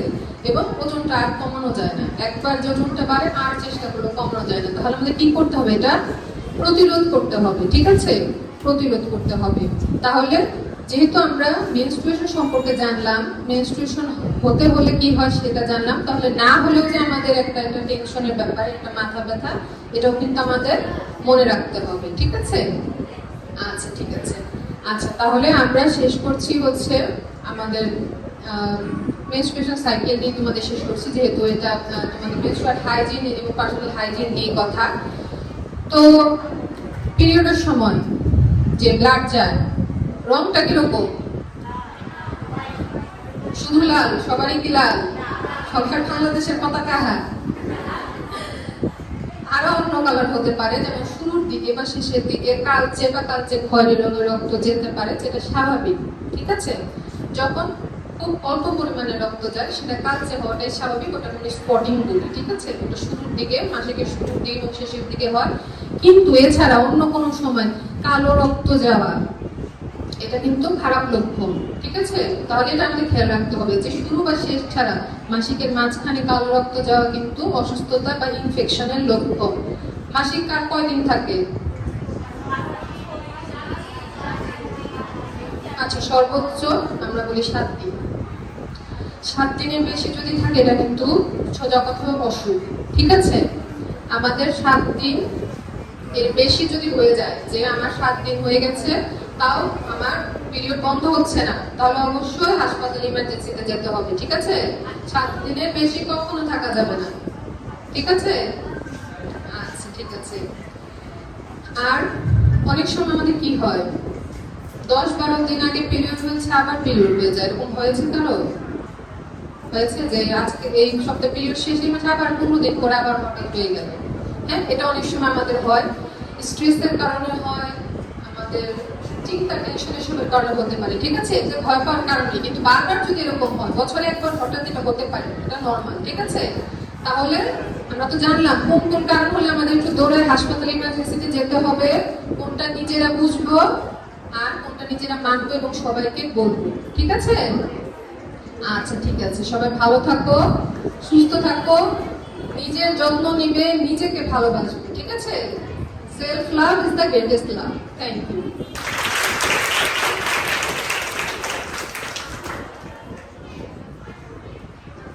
বাহ, কত সুন্দর একটা কথা দিয়ে আপু শেষ করলো। সেলফ লাভ ইজ দা, শুনি না, ভেরি গুড। কেমন লাগলো ম্যাডামের সেশন? Thank you. ম্যাডামের কাছে কোনো প্রশ্ন আছে? কারো কোনো প্রশ্ন নাই? কারো কোনো সমস্যা নাই? আচ্ছা, আমার একটা তোমার আছে? Very good.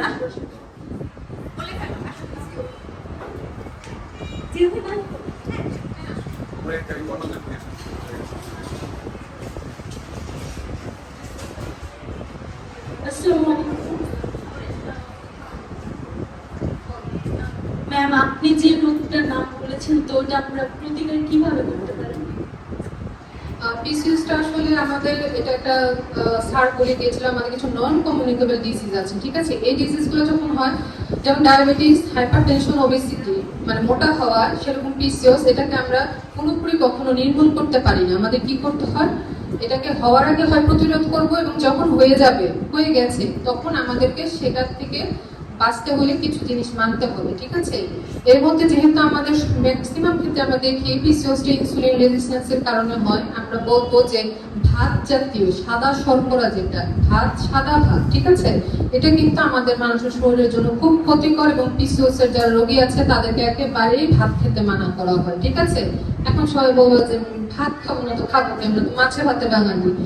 ভাত খাওয়া যাবে না, কারণ ভাতটা কিন্তু একটা চিনি, ঠিক আছে? এটা মিষ্টি না, কিছু চিনি মিষ্টি, কিছু চিনি মিষ্টি না। ভাত আমাদের সেই নন সুইট সুগার, ঠিক আছে?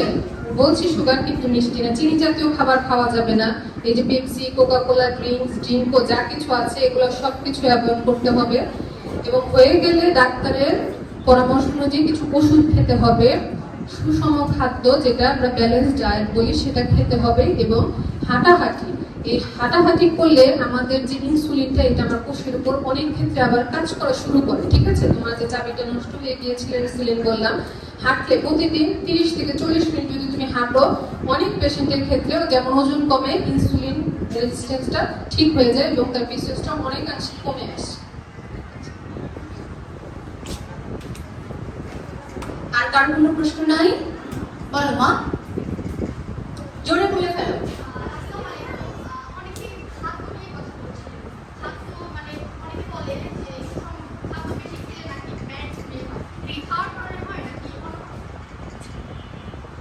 আচ্ছা, ব্যাড স্মেলের কথাটা বলতে তুমি কি মানে মুখের ব্যাড স্মেল বলতেছো না হোল বডি? আচ্ছা, সারা শরীরে। আচ্ছা, যেটা বলা হয় যে অতিরিক্ত কোনো কিছু ভালো না, হ্যাঁ, অতিরিক্ত রসুন জাতীয় খাবার, মানে যে খাবার এমনি অনেক কড়া গন্ধ, এটা খেলে ওই রসুনের যে গন্ধটা, ওটা আমাদের ঘামের সাথে অনেক সময় বের হয়, ঠিক আছে? তো আমাদের শরীর খাবারটাকে যখন হজম করে সে আবার কিছু বেরও করে দেয়, ঠিক আছে? ঘামের সাথে যদি ওই গন্ধ জাতীয় জিনিসটা বের হয়, হ্যাঁ, গায়ে গন্ধ হতে পারে। বয়স হলেই আমরা মায়েরা রান্না করলে রান্নার গন্ধটা কিন্তু গায়ে থাকে, ওটাকে আলাদা করবে, কিন্তু আমাদের সুষম খাদ্য খেলে কখনো গায়ে গন্ধ হবে না, এটা একটা খুব ভুল ধারণা। ফলে বিয়ে হওয়ার সময় যে মানে বিয়েটা আমাদের ওটা থেকে যে মেয়েটা হয় ওটা কি ভালো? পিরিয়ডের সময় না না, পিরিয়ডের সময় তোমার ব্যারিসমেন্টটা হবে তুমি যদি পেয়ারটা না পাও, তখন যদি জীবাণু জন্মায়, ব্যাকটেরিয়া জন্মানোর ফলে ওখান থেকে ব্যাড স্মেল আসে। আর পিরিয়ডের নিজস্ব একটা স্মেল আছে, সেটা আলাদা, কিন্তু এখন তো ব্যাকটেরিয়া যদি জন্মায় তাহলে দুর্গন্ধ হবে। ঠিক আছে, আরেকজন কে বলছিল আর বল মা।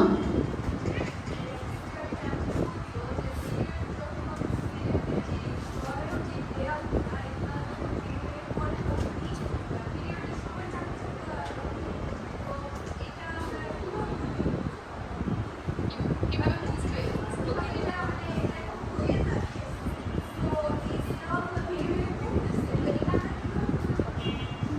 আচ্ছা, এটা প্রতিরোধ করার কিছু নেই। প্রতি মাসে তোমার জলেও 3টা লেয়ার থাকে।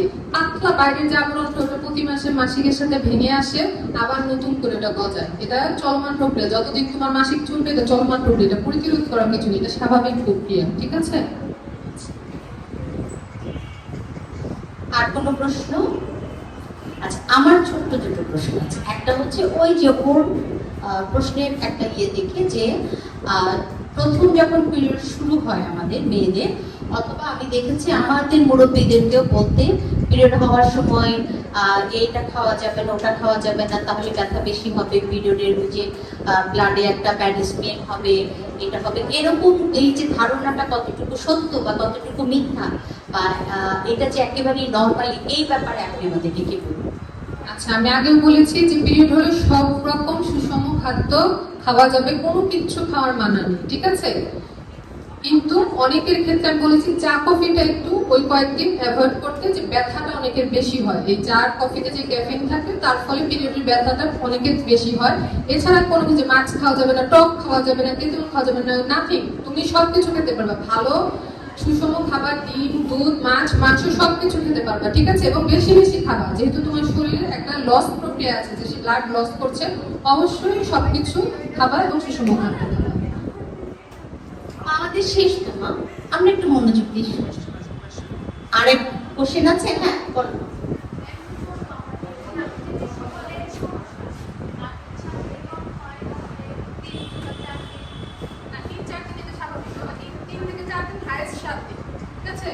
মনে রাখবা, কোনো কিছু বেশি ভালো না, একটু 3-4 দিন স্বাদ। অনেকের কোনো অসুস্থতা থেকে উঠলে বা শরীরে রক্ত কম থাকলে কম ব্লিডিং হতে পারে, এটা স্বাভাবিক। একদিন দেওয়া স্বাভাবিক না। ঠিক আছে, তাহলে তার অবশ্যই কোনো সমস্যা আছে, অবশ্যই তার অনেক রক্ত স্বল্পতা। ঠিক আছে, একদিনটা স্বাভাবিক না, 3 থেকে 7 দিন। আচ্ছা, আমার একটা প্রশ্ন তোমাদের সবার ইশার আপনার এই যে যেটা নর্মাল সেটা তো নর্মাল, বাট আমার এই পিরিয়ডের সময় বা পিরিয়ড জড়িত প্রবলেম ফেস আমি করছি, কিন্তু তখন আমি হয়তো মাকে বলতেছি মা আমার অসম্ভব ব্যথা করতেছে বা অসম্ভব ব্লিডিং হচ্ছে, মা একটা ফুটা পেন দুটো নাপাকে শুয়ে থাকেন, একটু ঘুমাবে, একটু গরম পানি ইউজ করে, বাট সেটা এক্সট্রিম পর্যায়ে। এই যে মানে এক্সট্রিম পর্যায়ে গেলে বা আমার যে একজন কোথাও না কোথাও তো আমাকে যেতে হবে, হয় ডাক্তারের কাছে বা হেলথ কেয়ার। সো এইটার ইনিশিয়াল প্রাইমারি স্টেপটা কি? বাসার পরে আমি প্রাইমারি, বাট প্রথম আমার ফার্স্ট কলটা বা কোথায় আমি কিভাবে এটা নক করতে পারি? আচ্ছা, আমরা যখন শুধু পিরিয়ডের ক্ষেত্রে না, যে কোনো অসুস্থতার ক্ষেত্রে আমরা এটা মনে রাখবো, বাসায় বসে না থেকে আমাকে হসপিটালে যেতে হবে। হসপিটালে কোথায় যাব? Emergency outdoor department. ঠিক আছে, আজকে থেকে মনে রাখবে, যে কোনো অসুস্থ রোগীকে নিয়ে আমরা যাব ইমার্জেন্সি আউটডোর ডিপার্টমেন্টে, যেন তৎক্ষণাৎ সাথে সাথে আমরা ট্রিটমেন্ট পাই, অথবা কোন ডাক্তারের কাছে গেলে আমি আমার সমস্যাটার সমাধান পাবো সেটা জানতে পারি। ঠিক আছে, ওই চেম্বারে গেলাম ডাক্তার আসবে কি আসবে না, কখন আসবে, বা এমন কোথাও গেলাম যে আমি ট্রিটমেন্ট পাচ্ছি না, কখনো অপেক্ষা করবে না। সবসময় হাসপাতালে ইমার্জেন্সি বা জরুরি বিভাগ বড় করে লেখা থাকে, জরুরি বিভাগে চলে যাবে। অবশ্যই যে ডাক্তার থাকবে তোমাকে সাহায্য করবে। ধরেন আমি এখানে আছি, আমার আশেপাশে কোনো এমার্জেন্সি, মানে আমি ইনস্ট্যান্ট হয় না, হঠাৎ করে একটা ব্লিডিং শুরু হলো, আমি এরকম ইনস্ট্যান্ট কোনো সাপোর্ট নেওয়ার মতো কোনো ইয়ে আছে কিনা? আচ্ছা, ইনস্ট্যান্ট যদি খুব ব্যথা হয়, ব্যথার জন্য ব্যথার ওষুধে কাজ হওয়ার কথা। ঠিক আছে, যেটা আমরা মুখে খাওয়ার ওষুধ প্যারাসিটামল বলি বা বুটাপেন যেটা বললেন, এটা খেলে কাজ হওয়ার কথা। এরপরে যদি আমাদের মুখে খাওয়ার ওষুধে কাজ না হয়, এটা আমাদের ইনজেক্টেবলে চলে যেতে হয়, ঠিক আছে, ইনজেকশন। আবার রক্তপাত যদি বেশি হয়, না থামার জন্য আমাদের ট্রেনিক্সিমিক অ্যাসিড ইউজ করি, এগুলো আসলে ডাক্তার ছাড়া কখনোই সম্ভব না। তো এখন আমাদের একদম প্রত্যন্ত অঞ্চলে হচ্ছে উপজেলা স্বাস্থ্য হেলথ কমপ্লেক্স, ইউনিয়নে হেলথ কমপ্লেক্স, সূর্যমুখী, সূর্যের হাসি ক্লিনিক সবই আছে, ঠিক আছে। তো ডাক্তার পাবো না এটা ঠিক না, আসলে আমাদেরকে একটু সচেতন হতে হবে বা আমাদেরকে জানতে হবে আমার আশেপাশে কোথায় একটা ক্লিনিক বা হাসপাতাল আছে, এটা জেনে রাখতে হবে। কারণ এক্সট্রিম পর্যায়ে কিছু সমস্যা আমরা কখনোই বাসায় বসে ট্রিটমেন্ট করতে পারি না, এটা আমাদের বাঙালিদের খুব ভুল ধারণা যে বাসায় থেকে আমি ঠিক হয়ে যাব। এই ভুলটা করে বলেই বাংলাদেশে অনেক ক্ষেত্রে অনেক রোগীকে আমরা বাঁচাতে পারি না, ঠিক আছে। তো একটা সময় পার করে আমরা আসলে হাসপাতালে যেতে হবে, ওটার জন্য অপেক্ষা করা যাবে। ধন্যবাদ রিদিতা আপুকে। আমরা একেবারে অনুষ্ঠানের শেষ পর্যায়ে আমি আবারও আমাদের মাঝে WWF প্রেসিডেন্ট মিস মেহরিন এবং ফ্রেশের ইশরাত আপুকে ডেকে নিচ্ছি মঞ্চে, এবং আমাদের রিদিতা আপুর হাতে ছোট্ট টোকেন লাভটা তুলে দেওয়ার জন্য অনুরোধ জানাচ্ছি। Thank you so much Ridita আপু, আমাদের মাঝে এতখানি সময় দেওয়ার জন্য এবং আমাদের বাচ্চাদের মাঝে আপনার এই ভ্যালুয়েবল ইনপুটস গুলো দেওয়ার জন্য। Thank you.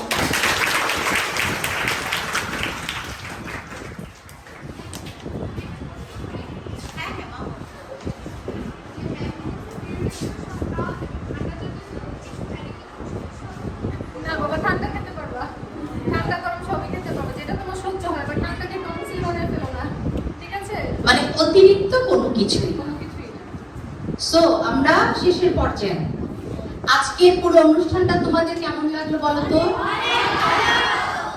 আচ্ছা, আমি যদি ওভারঅল আজকে আমরা সকাল থেকে এই পর্যন্ত কয়েকটা সেশন পেলাম বলতে পারবা কেউ? সকালে আমরা যখন শুরু করলাম, নকল হচ্ছে, হবে না, নকল করা যাবে না, এখন পরীক্ষা হচ্ছে। আচ্ছা, আমরা এই যে 4টা সেশন হলো, আমরা শুরু থেকে এক লাইনে কি পেলাম আজকের এই প্রত্যেকটা জায়গায়, এই যে আমরা এতক্ষণ এখানে বসে রইলাম, একটু খাওয়া দাওয়া করলাম, স্যার ম্যাডামদের গল্প শুনলাম, স্যার ম্যাডামরা কত দূর থেকে ব্যস্ত সময় তারপরে এত কষ্ট করে তোমাদের মাঝে এলেন। কেন এলেন? তোমাদেরকে কিছু না কিছু কোনো না কোনো ভাবে সমৃদ্ধ করার জন্য। কারণ আমার প্রোগ্রামটা কি? আমি অনন্যা। প্রোগ্রামটা কি? আমি আমার রক্ষক, আমি আমার যে কোনো কিছু আমি নিজেই করতে পারি, অন্যের মুখাপেক্ষী আমাকে হতে হবে না। কি হবে না? হতে হবে না। অতএব আমরা এই যে প্রথম থেকে আসলাম, যেমন আমি একদম শুরুতে যাই, আমাদের ইশরাত ম্যাডাম কি বলেছিল? পিরিয়ড বা মাসিক আমাদের একটা রেগুলার বেসিক জিনিস, এটা নিয়ে লজ্জা পাওয়ার কিছু নাই। ওই যে আমি বলছি, আর আমার ওই বোন মুচকি হাসতেছে, হাসার কিছু নাই মা, এটা তোমার আমার, এটা একটা নিয়ম, প্রাকৃতিক নিয়ম, এটা হবে। অতএব তুমি যত মার সাথে, বন্ধুদের সাথে, ডক্টরদের সাথে আশেপাশে খোলাসা ভাবে তোমার প্রবলেম গুলো বলতে পারবে, তত তুমি ভালো থাকবে এবং নিজেকে নিজে সুরক্ষিত করতে পারবে। এর জন্য কি হবে?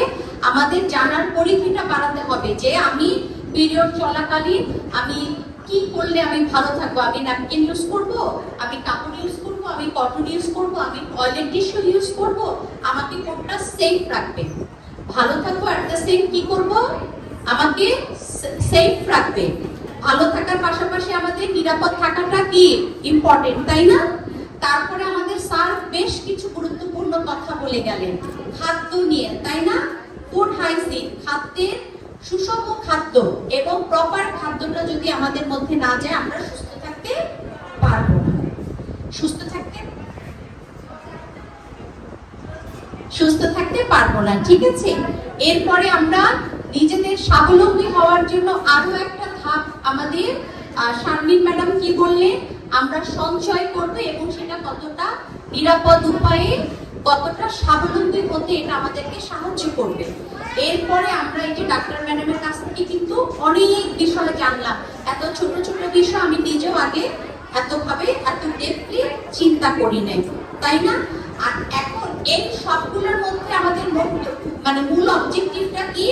আমরা নিজেরা সুস্থ থাকবো, মানসিক এবং শারীরিক ভাবে ফিট থাকবো, সো দ্যাট আমরা আমাদের নিজেদেরকে শুধু এই স্কুল বা আমাদের ফ্যামিলিতে না, সোসাইটিতে এবং কান্ট্রিতে আমাদের কন্ট্রিবিউশন আমরা বাড়াতে পারবো, তাই না? এবং আমরা আমাদের নিজেদেরকে সেফ রাখতে পারবো। আমরা সবাই মিলে একবার বলবো, আমার লক্ষ্য আমি, আমি অনন্যা। আরেকবার, আমার লক্ষ্য আমি, আমি Ananya. Thank you fresh Ananya sanitary ন্যাপকিনকে আমাদের এই সুন্দর আয়োজনের সাথে সার্বিক সহযোগিতা করার জন্য। থ্যাংক ইউ WFWP, গোগার এবং পকেটপিডিয়াকে আমাদের সার্বিক সহযোগিতা করে এই প্রোগ্রামটাকে সুন্দরভাবে উপস্থাপন করার ক্ষেত্রে আমাদেরকে সহযোগিতা করার জন্য। এবং special thanks to our guest, যে এত কষ্ট করে এত দূর থেকে এত মূল্যবান সময় বের করে আমাদের মাঝে উপস্থিত হয়েছে। Thank you WFWP president miss Marin হলকে, ওনার এত মূল্যবান সময় নষ্ট করে আমাদের মাঝে উপস্থিত হলেন, এবং প্রেসিডেন্ট ইসরাত আপা সহ ইসরাত